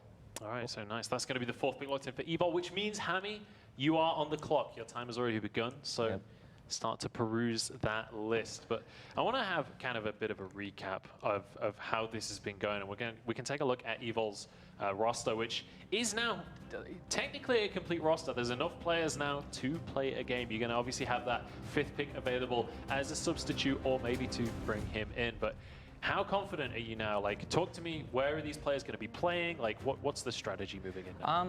I'm actually pretty confident with my team. Like Chuck, like I said, he's always going to be consistent, and I'm always going to be at my A game. So when we're playing in mid, it's going to be a pretty like dynamic duo, and I feel like we're going to be able to actually like steamroll whoever's playing mid. And so that alone is really good. And then the fact that I have like a risky player with Louis, where if it pans out how I'm expecting it to, then my team's gonna be dominant. And then I already have Kaz, who's just a mechanically just brilliant player. So like I'm excited. Hammy, you look like you disagree with some of the stuff he said there. You know, I just don't see Chuck dominating mid lane in any world. You know, he's pretty consistent, but he doesn't try to do anything. He does what he needs to do to get CS. He doesn't make really mistakes. Okay, you can give it that. He doesn't go do but he also doesn't really make anything happen. But the thing is that if I'm supporting him, I could tell him like, hey, you need to do this, and then that's true. He's forced to do it. Yeah, but Chuck's ego. Yeah, but I will literally hold his ego against him and say that if he doesn't do what I tell him to do, you have outplayed. That's true, but I can tell. I'm gonna be Chuck calling. I'm gonna be telling Chuck what, like, he's gonna be able to play how he wants to play. You can't make Louis have better mechanics. No, but the thing is, Louis has mechanics. He's just super inconsistent. So if I could bring out that consistency, then he will play well. But it's like flipping a coin. So. Right. No, but I'd rather have Chuck, who doesn't die in lane, than a person who like, well, let's see, who you guys have. Like someone who dies in lane a lot. You rather have the person who can like carry you to the late game, right? And Chuck is that player, right? Yeah. And then also with Lulu, not Lulu, what is it? Louis. Louis will be good to carry late game if he's fed enough. So if Evil gets his team to the late game and everyone is fed, then I think his team will be really good. All right, we'll see if that's going to be the case. Now, let's take a look at the remaining players on the board, because we're starting to run out of those top, major players that we see on the pro teams, and we're starting to move to the right-hand side of the board. But these guys, definitely a lot of them still very strong players in their own right. And we actually spoke to Chamu leading on into this week to see why he's a player that should be picked up in our Razor phone. What is going on, guys? It's your boy Chamu coming to you live from beautiful Southern California. Really quickly, I just want to list off some of the reasons as to why one of the 4 captains should draft me, or in other words, should pick me to be on their team. So, reason number 1, because I'm OP. Oh, that's it. All right, so his one reason is he's OP, which that's a pretty decent reason. I'd say that's a good reason to pick someone up. I mean, is Chamu the guy you're looking at next, Hammy? I mean, he is one of my only options because I have to pick a support, so I'm kind of pigeonholed into picking either him or like one of these other guys that I have no clue who they are necessarily. But yeah, I mean, he's definitely an option for me. Someone on the list. Well, we are about ready for your pick. You got 1 minute and 10 left on the clock, so if you're ready to lock in, we're ready for you to make that pick. Yeah, I'm gonna go with Chamu. Awesome. Nice. So, Chamu. Biased by the video? Perfect time. You're OP? Sold. Yeah, I just want his clout on Second to YouTube. last pick for him. Cool. I mean, Nice, that's a roster right there. It is, and that means that starting all over, you are now on the clock for your 4th pick. So get thinking about that one. Let's talk a bit about Chamu then as a player, because he's someone we've not really talked about in this draft so far. As a captain, what stands him out from the crowd? Because he was on Team Ferox as well. Yeah, so I've played against him for a while. I don't necessarily need some crazy good support. I just know he does like what he needs to do in order for me to win. So like he can block stuff, he hits his abilities, which is basically all I need from a captain. And I think Like, he basically just does everything you need to do as a support. So, yeah, I'm not worried about it at all. You see Arden, his most played hero. I think that's consistent across a lot of captains that Arden is the most played. I think just such a strong hero in basically every meta. I love Arden as a captain because like he brings so many of the things to the table that you really want. Like you hear people talk about like, oh, I want like a stun on my carry, but then you think about your captain, you want a stun. I want something that can help me survive, something that can get him into position. He has like all of those tools in his kit, so I really love that. It's great to see, and like Jaima, honestly, pretty good stats, sitting at 19 in the ESP ranking. Yeah, absolutely, and I've seen him play Churnwalker as well, which very strong right now. I mean, Churnwalker's basically always been very strong since he came out, but we'll see if that's going to be a powerful pick for your lineup, Hammy. So, bit of a recap on your roster so far, because you have a full squad. Are you happy with how this has turned out compared to the other rosters? Yeah, so, I mean, I feel so good. Like, I literally have all my picks that I wanted except for one. So, like, I didn't have Shade, that's it. So, like, I have exactly what I wanted, so I couldn't be feeling any better than I am. So just the captain, everything else absolutely perfect. So good to hear from you. We'll see if this is going to work out for you. Obviously, week 1 winner. We'll see if we can turn it into week 2 as well. I'm going to pass it over to Karina once again as we have more questions from Twitter. Yeah, we got Skull Hunters asking, how did you guys get into Vainglory? Did a friend recommend it to you, or did you get in some other way? Hammy, do you want to take this away? Yeah, so basically how I started playing Vainglory was my friend. Well, actually, he was a foreign exchange student from Vietnam. He was playing it. You know, at the time, I always thought mobile games were a meme. You know, I was like, oh my gosh, what is this game this guy's playing? But eventually, when I was sick for a while, I was stuck in bed, so I like picked it up just for fun to play against him, and I ended up actually falling in love with it, and I just, it's just history from there. Just played it all day ever since. Oh, that's good to hear. I mean, what about you other guys? What? So my story my origins with Vainglory was I went through like a really, really rough patch my senior year of high school, and I was trying to figure out ways to cope because I was like, all right, well, I can't keep my mind off of all these things, so I need to find something that I'm going to enjoy. So my brother actually, he introduced me to the game a little bit before, and I was like, this game's terrible. Like, this is horrible. I don't want to play this. And then as soon as all this, like, I needed to cope, so I was like, all right, well, I'll give this game a shot. And then that just literally just transformed me into playing the game for like 13, 14 hours a day, and that's also one of the reasons why I was able to come up so fast, is because I played it nonstop. I mean, we'll just move along the table as well. Starting, what got you into Vainglory? I was 11 years old, right? I'm 15 right now, so it was like 4 years ago. I went to a friend's house. I didn't have a computer, so I played games like League of Legends in his computer, and I wasn't able to go there very often, so like I told him if there's like any games on my phone or iPad that he could like similar to like a MOBA kind of area, and then he told me about Vainglory, and then I was like actually laughing about how Kasia like was like walking before because it was like hella weird, and like I played the game at home, and like from there I think I played the game 8 hours a day every day in middle school, like 6th grade, 7th. I mean, it shows at the end of the day. It shows that you play a lot of the game. And finally, we'll pass it over to you as well, Gabe. How did you get started in Vainglory? Yeah, it's not as interesting as these other guys. I pretty much watch all of the Apple keynotes. So there was one keynote that they introduced this game called Infinity Blade. And I tried that out. I was like, oh, wow, this is really cool. So next year's keynote, they showed off Vainglory, and then they showed off an ad with Jimmy Fallon in it as well. So just pretty much, I gave it a shot. I was like, I've never played a MOBA before in my life, and I just kind of got hooked onto it because it's just fun to play.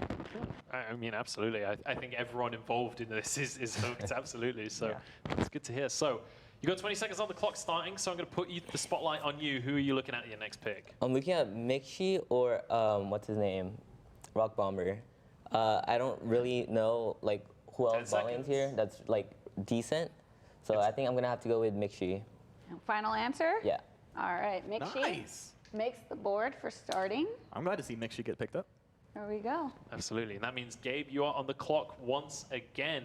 Mixi locked in, kind of an old school player. We're going to revisit that pick in a second. Before we do, I just want to ask you, Humanist, how did you get into Vainglory? Nobody cares how I got into Vainglory. I care. Honestly, no, it's super cool. Like I always loved hearing like how people got into it because that's like one of the most interesting things like about a player's history. But for me, I've been a Dota player. I don't know if you guys know Dota, one of like the original MOBA. Yeah. So I started playing Dota back in like 2004. And it's been one of my favorite games ever since. Love the MOBA genre. But obviously, like back then, you had those phones where like you'd like press like 1 for like A, press it twice to get to B, like press it 3 times to get to C. I don't even think it had like the Snake game on those phones. So like as technology progressed, like I was like, wait a second, there might be a MOBA I can get on one of my mobile devices, and I checked them out. Vainglory was my favorite, and I think it was the graphics. Like immediately, I was like, these graphics are absolutely nuts. And believe it or not, like 2.5 weeks after I started playing Vainglory, and I was into the game, I saw a posting online. VGL was looking for casters, and I was like, just weird coincidence. Showed him my reel, and here we are.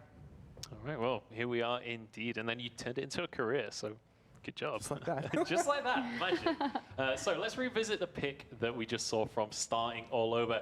Mixi locked in here, player for Hammers, and very much an old school player when it comes to Vainglory.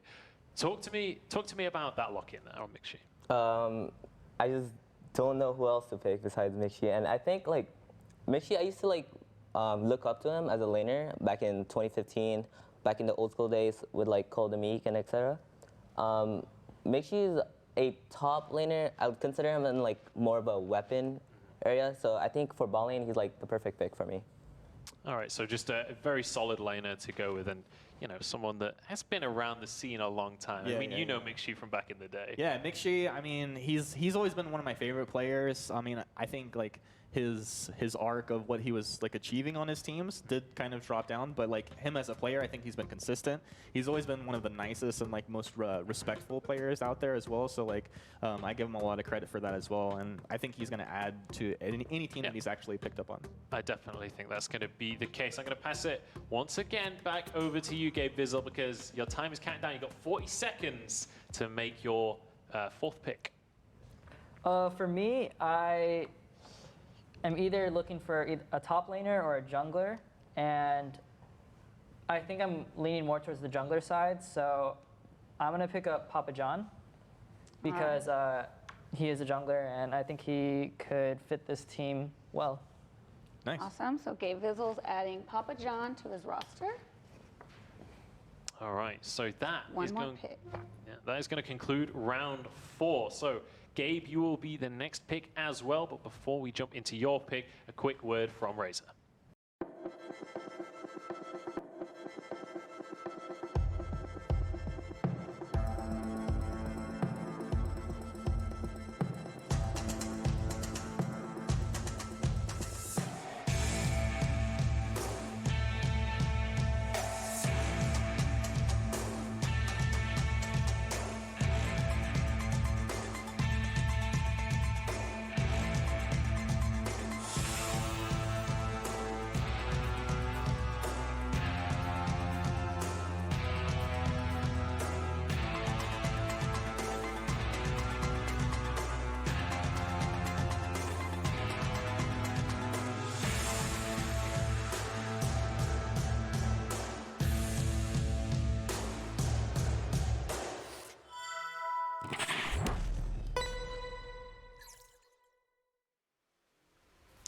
All right, now don't forget, you guys at home can get involved and watch and win yourselves. There is 25,000 ice being given away every single weekend, 5,000 per winner. We have $500 being given away every single week, as well as a whole bunch of Vainglory. So I've got plushies, t-shirts, bags, stickers, you name it, we've got it. So make sure you're keeping your eyes peeled on that Twitch chat. And we actually have one going on right now. If you get involved in the Twitch chat, there is $100 in a gift card being given away right now. Exclamation point giveaway, I believe, is the command. We're currently in Gabe Vizzle's next pick. But before we find out who he's going to go with, I'm going to pass it over to Humanist in the Tri Studio, who's standing by with Hammy. What's up, ladies and gentlemen? I'm over here. I pulled Hammy to the side just so we could kind of pick his mind a little bit, see if maybe we can get some information he wasn't able to reveal at the desk with everybody around. Hamuel, my man, how are you feeling about this draft? Are you feeling strong? Yeah, I mean, I feel like I'm feeling super strong. You know, I feel like there's kind of two ways this tournament goes. I feel like either it's just going to be like we're just going to snowball everywhere and just win, or it's going to end up being my team versus Gabe's, and it's going to be like a pretty hard Then you guys final sweat? against him. Yeah, it's going to be very sweaty in the finals for sure. Cool. So, I mean, you got a few of the players that everybody was talking about, like, and I thought it was interesting. You're in that third position, like on the draft, and Snake's back. You're in position number 2. So you got Yugi, Lulu to start. Who else did you get to round out the lineup? Yugi, Lulu. I also got Archaic and Shamu. Oh, that's right. And Shamu was one of your last picks. So you do have a player for every single position right here, right? Yes, I do. Yep, I'm all set up and ready to go. If you had to guess, are you going to win this tournament? Yeah. I'm very confident winning for sure. So you'd be winning week 1, week 2. And I'm going to be winning week 3 and week 4. That's cash money. That's like the more money you get, like the stronger you get as a player. Does it work that way? I mean, I hope so. I mean, I'm looking forward to it to see what happens, but yeah. Yeah, definitely. Cool, man. Well, you still have one more pick. Is there anyone that does jump out to you that's still on the board? When it comes to, since this is going to be a hero, I mean, a player that's just going to be a sub role, and I don't really need anybody necessarily. Like, I already have my starting roster locked in, and I'm probably not going to end up using my sub. So, I don't know. I mean, I don't really care. I don't have anybody specific really in mind for a sub. You had one of the most interesting drafts, right? Because if we looked at the rankings, one of your first picks was Lulu, right? And he was down at, I think, number 21 on the ESP rankings. Yes, sir. What do you think about this draft process? And do you think you caught everybody by surprise grabbing that draft? I'd say maybe I caught the people by surprise that aren't as much in touch with who like the super skilled players. I might have caught them off guard, but I think all the captains and a lot of the top tier players know that the players I picked are super good, especially for this scenario. So yeah, like 100%. And as far as like the draft process itself, like this kind of snake draft, how does that play into this? Like, do you feel comfortable with that draft? Did it make you a little like? Did you like kind of mind game it a little bit, like, practice it? You know, I like trying to make it sound like I wanted somebody, you know, and then not take them. You know, it's kind of a mind game with all the captains. Like, they all want you to think they're going to do something. Like before, you know, we're all going to say, we all said our first picks, and we ended up picking, you know, like just back, you know, before the show started, and we were like, oh, we're going to pick these guys first. And then none of them ended up picking Everybody was doing that. So it's like, I think there is a lot of strategy actually goes into snake draft in terms of getting in your opponent's head, and also just having smart players that you know you can get that might not be, you know, ranked top, you know, on the first column here, but and you Excellent. can, so that's 100%. All right, my man. Thank you so much for the information, breaking it down. Let's go ahead and throw it back over to Munchables. Thank you very much, Humanist. All right, so we are getting towards the end of the drafts here. We have 20 seconds left for Gabe Bizzle, so I'm going to pass it straight over to make your pick. I'm going to go ahead and pick Level. Okay. Gabe Bizzle is finishing off his lineup with Level. All right, so the first pick of round 5. That is going to be the last pick for Gabe Bizzle, which means starting, you are going to be on the clock. So your 5 minutes has begun. But I want to pass it back over to you, Gabe Bizzle. Talk to me about that Level pick. So, first of all, he made a video. So I respect that. And, you know, there's not that many people left anymore. So it's more of possibly being the sub pick. And, you know, if Papa John doesn't work out, let's say, for whatever reason, it doesn't work out, I could just be like, all right, Level, you're in, and then we'll just test that out. But for the most part, he's just there to be a part of the team, and yeah. And I mean, he was saying in the video as well that, you know, he knows that he's not absolutely one of the top names right now, but he wants to prove himself, and he wants to make that the case. So I'm excited to see what he might be able to bring to the table if you do bring him in. I mean, what are your thoughts on that, Ivor? Because I know you were talking about, you know, when you're a newer player trying to get into the scene, it's all about trying to break through and trying to make a name for yourself. Yeah. I really like that some players do decide to take that route and try to reach out towards other pro players, because there's this thing with the majority of pro players where they like to stay in their group, stay with their clique, and not really branch out to other people. The only time they'll ever play with someone else is if they need like a fifth or something, like, all right, let's just pick up this random. But it's really good that he's doing that because it shows that he's hungry. It shows that he wants to be able to compete at the highest levels, and it's good that you do that. Level at the highest level. All right, we'll see. We'll see if that's going to happen here. So, welcome back, Hammy, as always. So, we are now 3 minutes and 30 left on Starting All Over's final pick. I'm going to let you peruse for now, starting. We'll come back to you in a minute. Hammy, we've just seen Level locked in there for Gabe Vizzle. What do you make of that pick? You know, I think it's a good pick. I think it's always it's fair to give someone a chance. You know, everybody deserves a chance. You know, we all have to start somewhere. So, you know. I actually started playing with Evol. That's kind of how I started first playing with Evol. Like, I was friends with Stormy Cross, and then, you know, we hooked together, and we just grinded, like, all the time. Like, I didn't know who Evol was. Evol didn't know who I was. We were both just guys wanted to grind the leaderboards, and, well, not the leaderboards at the time, but just grind ranked. And so that's what we did, and that's how we got started. Yeah, absolutely. And we can take a look at Starting All Over's roster so far. And I want to ask you, starting, like, where are you leaning with this final pick? Because, you know, you've already got 5 players now. This is kind of a wild card, a bit of a substitute. Is there a hole that needs filling in this roster right now? Not really. For my last pick, I think it'll just be like a counter pick or like a backup plan in case anything goes wrong with my roster. And yeah.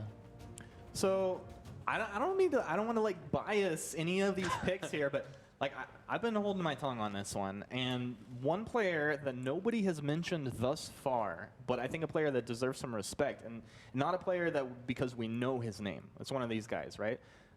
Tony's. And I know people were talking about captains, and you know, we kind of went past like the captain conversation really early on. But if you guys were to look up his rankings, like he's beating all of these top players, like from 1 to 8. If you went to look at his VG Pro, he's like consistently beating these players in solo queue matches. I mean, what do you guys say to that? Like when a player in solo queue is dominating, is that something that you guys immediately think that, okay, now he's a contender? I think it really depends on if they play 5-man or if they actually play solo. Because there's a lot of the times where you can just play as a 5-man. You won't, and it'll be really easy to grind elo and get to the top. So you'd have to really check to see if he's doing solo queue, if he's doing 5-mans, if he's doing duo, or if he's even playing at primetime hours where all the other pros are playing. But that being said, I think that, I mean, it goes without showing that if he is number 2, he must be good. So. And his Finn, I have to say, when you look at his KDA, it's a clean Finn as well. I was looking at his VG Pro. He doesn't die a lot. So I'm excited to see if that could be a pick we'll see here today. But Starting All Over, you've got a minute left on the clock for your final pick of the draft. Where are you going to be leaning? I think I'm going to have to go with Tony, because, like, what do you call it? Like, Eddie is a top-tier support player, but he's not really the type of player that plays support heroes in, like, Finn, example, or any slow carries or support. So I think I'm going to go with Tony. All right, Nice. so he's taking the advice. Got him. Final pick, Tony's.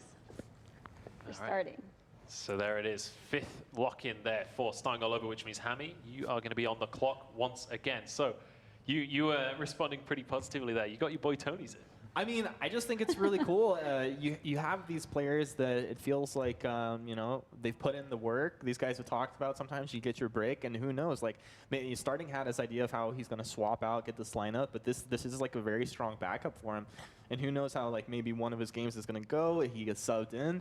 Tony makes some plays, maybe some force to court over the wall into a stun. Like, you never know. And suddenly, this is like a household name. Yeah, I mean, good Finn players can absolutely tear a game apart. I'm a little biased towards Finn, too. Yeah, to be real. I mean, Finn, especially on 5v5 with the Rivers, can be exceptionally strong. So there's only 2 picks remaining in the whole draft, gentlemen. How are we feeling? I mean, I want to revisit you over there, Gabe. You've got your complete roster now locked in. Are you feeling confident based on what you've got versus everyone else? Yeah, I'm feeling very confident with the lineup that we have here. Just a lot of known players. We have a little bit of Vision. We have a little bit of, what is it, Hammers and Nova. And Nova? And Ferox. Yeah. And Ferox? Yeah, you got a little bit of everything. Yeah, I got a little bit of everything. So I'm feeling confident. All right, now there is a player still remaining on the board that I want to talk about a little bit here. His name is Rock Bomber, and we have a clip of him during the Summer Open.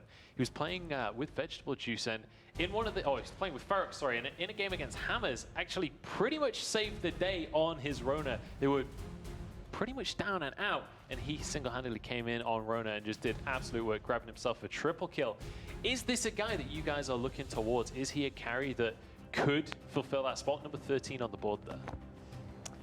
Rock Bomber he's pretty, he's definitely a one-trick type of player. He gets good at literally one thing. Everything else is just average at. But when he focuses on one hero, he actually gets really good. So during 3v3, I know he was like a Rona. All he played was Rona. But I'm pretty sure now he's just playing Varia. So he's that one. I don't know if he's necessarily a good pick in a scenario like this because he can only, surely that makes him a two-pick one. now.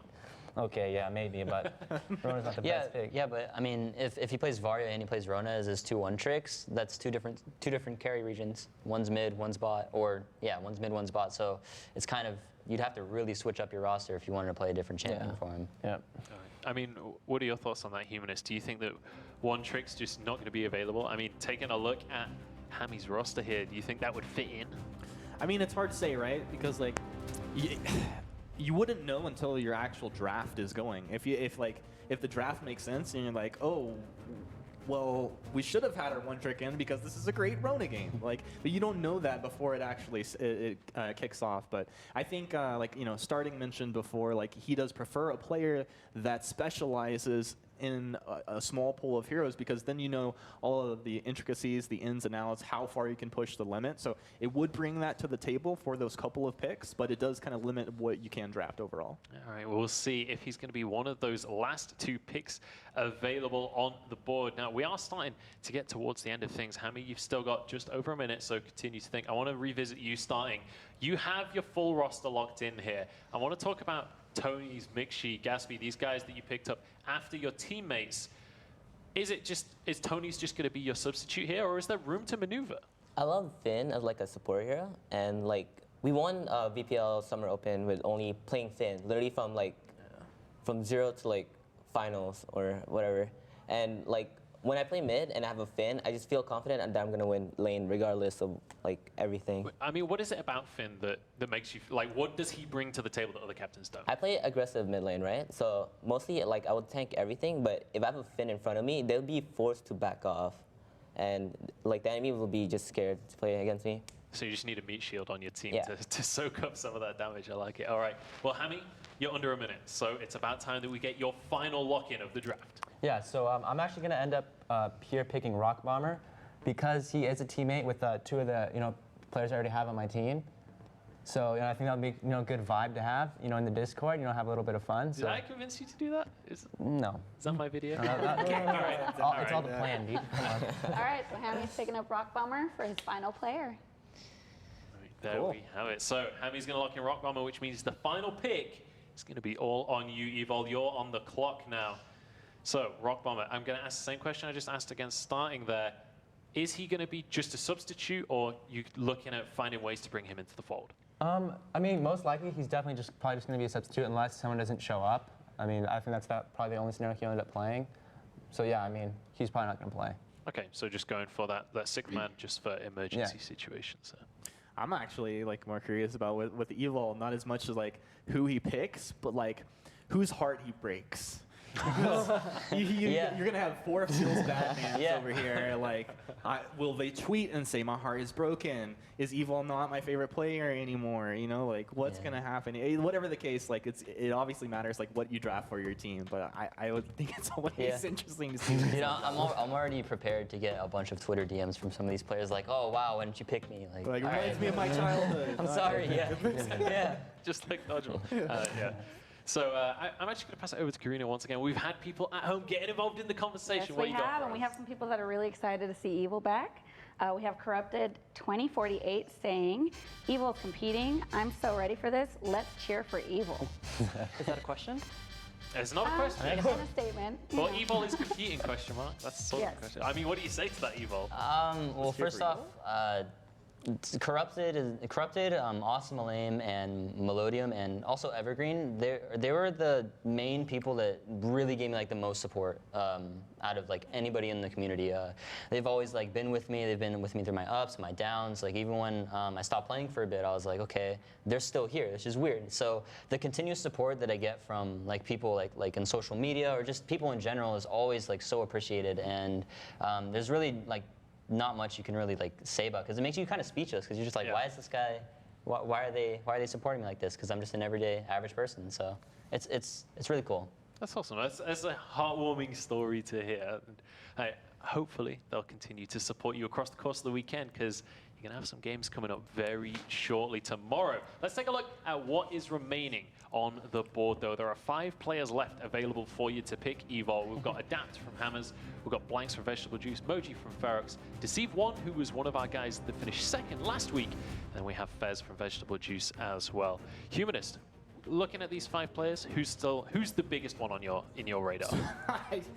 Honestly, at this point, I think we just pick one. Like they're like, like no shade. Honestly, like these are good players, but I think you've kind of we've whittled it down to a pool of players that kind of exist in this realm of like, they just are about the same level, and that's not anything to be ashamed of. It's just where you are. So for like Evol, he's got a strong lineup. He's got people that can play in every single position. So it's just kind of like who he wants to bring onto the squad here as maybe just a backup in case like he breaks his iPad earlier in the morning or whatever else he does. You know what I mean? I mean, what about? I want to talk about Blanks specifically for a second, because Blanks actually had a pretty good performance during the Summer Open. He played on Vegetable Juice, and his Baron was actually pretty good. I mean, is that something that you guys agree with? Because I feel like you're all sniggering behind me. Like, I felt like Blanks is a pretty great carry. I think Blanks is trash, period. So not bothering. All right, well, this is a replay of him getting a triple kill, but talk to me starting all over. Like, give me some clarification on why that is the case. All right, it was like a while back, but when Nova like barely played the game and we were scrimming their team, he was like bragging about how they were beating us in scrims. He went like 12-0, and then when it comes to actual competitive, he went like 0-9 against us, and yeah, he just can't back up his words, All right, I kind of remember that Twitter beef actually, so maybe some feelings remaining from previous conversations there, but. We are under a minute, Evol, which means it is time to get your final pick. Not just your final pick of the whole draft. Evol, where are you going to go with this one? All right. Well, because I actually am able to play top, just to like throw that out there, I can play top if I need to. So what I was thinking about doing is picking a support. And since there's only 2 supports available, I'm like, okay, well, who am I gonna give the shot for? Because if they're gonna play, like I want to give people fair chances. Like if I'm not gonna make it into the final day, then I want them to play. I want them to see. I want to see what they can do. And so tie between either Deceived or Adapt, and my pick is I'm gonna try out Deceived, because I don't think I've ever played with him before, and I think that it would just be nice, because I've played with Adapt before, and yeah. Cool. All right, So, trying something new with Deceived One for Evil. there it is. So Deceived making it into Rip Adapt. Yeah, that is going to be the second week in a row though that Deceived makes it onto these rosters. Now we're going to break this down properly in just a minute's time, but first a word from Razor.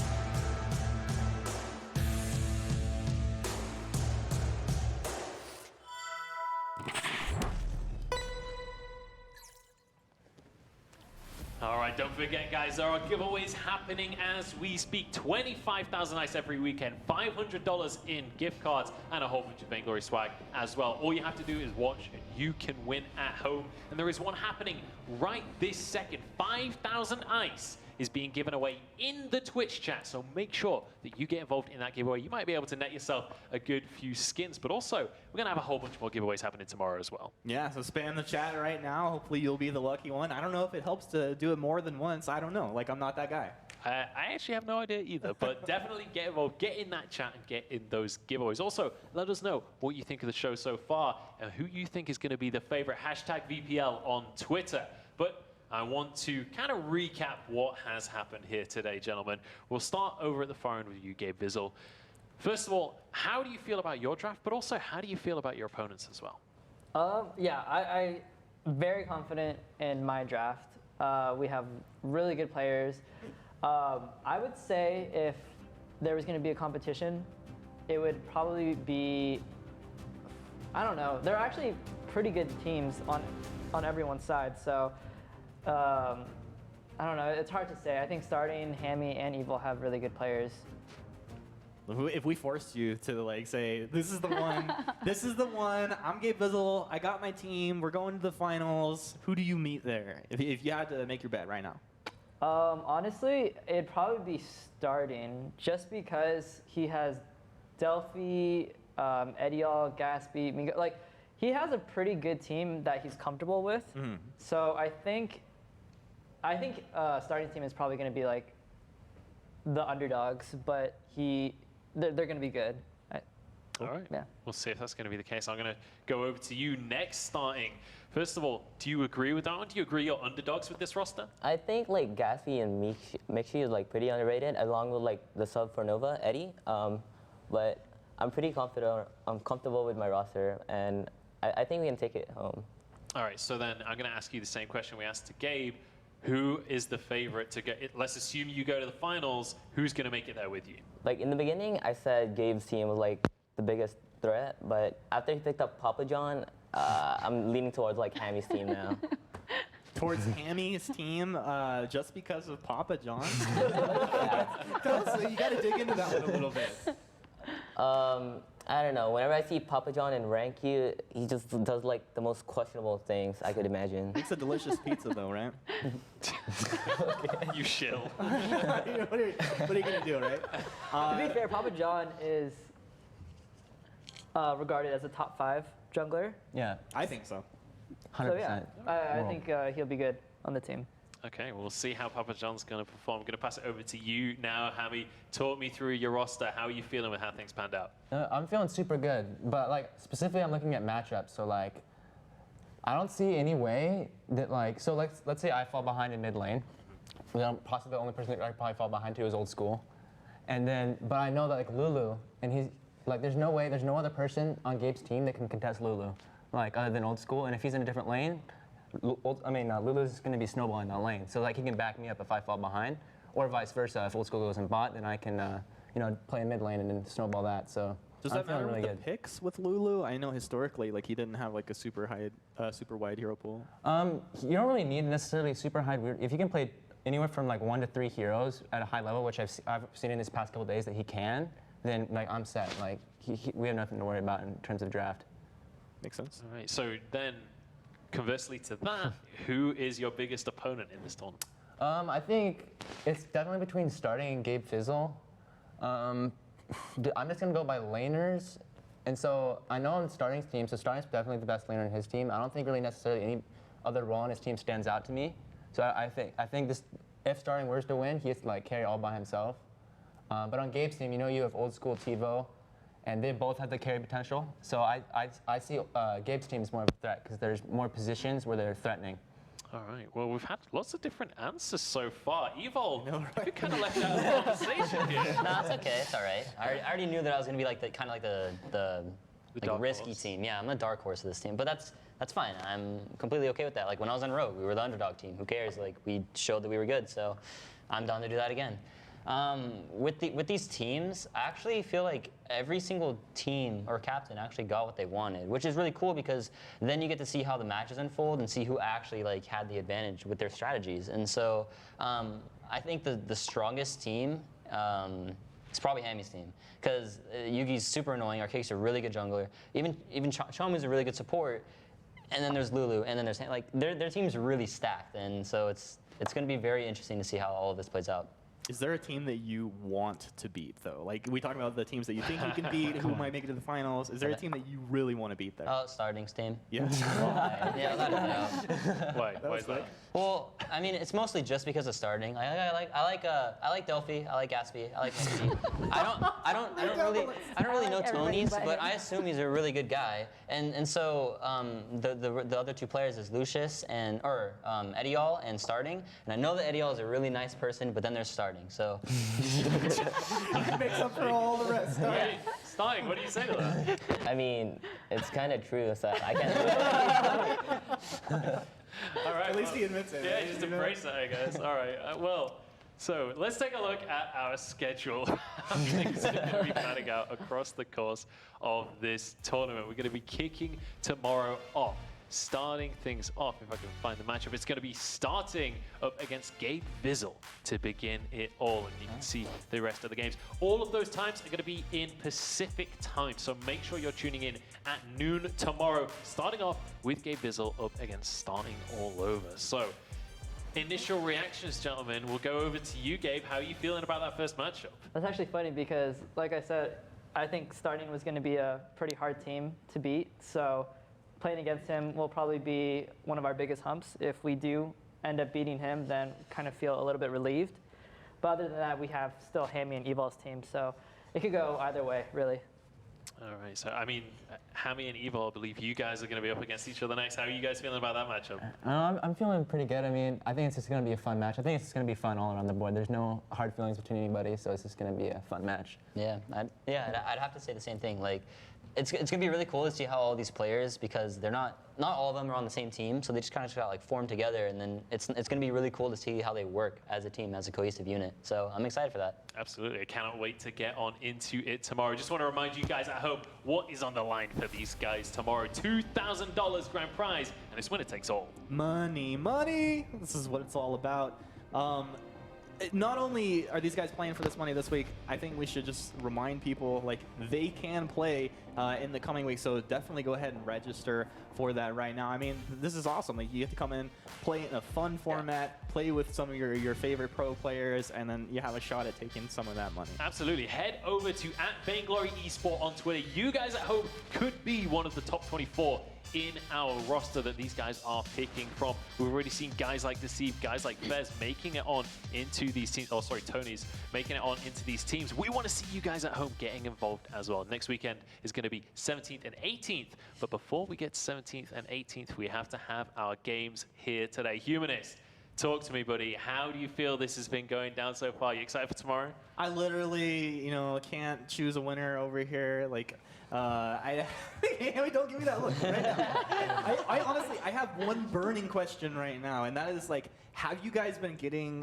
messages from the people you've drafted or people on the board? Has this been happening through the day? Yeah. I got a message from Deceived as soon as I picked him up. He's like, Evo, you picked me. You should have got Adapt. I played first week, and I got second, and I can only roam. And I was like, oh, he's what a good guy. So cool. I was like, man, like, just, I haven't replied to him since, like, we're live or whatever, but yeah, just, if you're watching, it's okay. Just literally just play your game. I'm most likely going to be putting you in, so just have fun. That's what you got to do. And on that note, guys, tomorrow, is this going to be fun games, or how sweaty is this going to get? It's going to be like sweaty and fun, I feel like. Sweaty and fun. Like, it's going to be competitive because we want to win, but at the same time, if we lose, we're not going to be like, oh my god, this is like the worst, like this is a heartbreak, I'm going to go cry now. Like, it's not going to be like that. It's just going to be like really competitive matches, but super fun at the same time. Cool. Nice. All right. Well, I just want to make one final note to thank Karina for joining us once again. Thank you. Phenomenal job over on the draft. Thank you. I've had a blast. I think these guys are going to bring it tomorrow. They're very entertaining today, and I don't doubt that it'll be entertaining tomorrow to watch. Absolutely. And speaking of tomorrow, it's about time we close out the stream, but make sure you are with us tomorrow, 12 p.m. Pacific time. We're going to be kicking off at noon, so make sure you are there. The games will be kicking off right then. So without further ado, I'm going to end the show and say goodnight, and we'll see you tomorrow.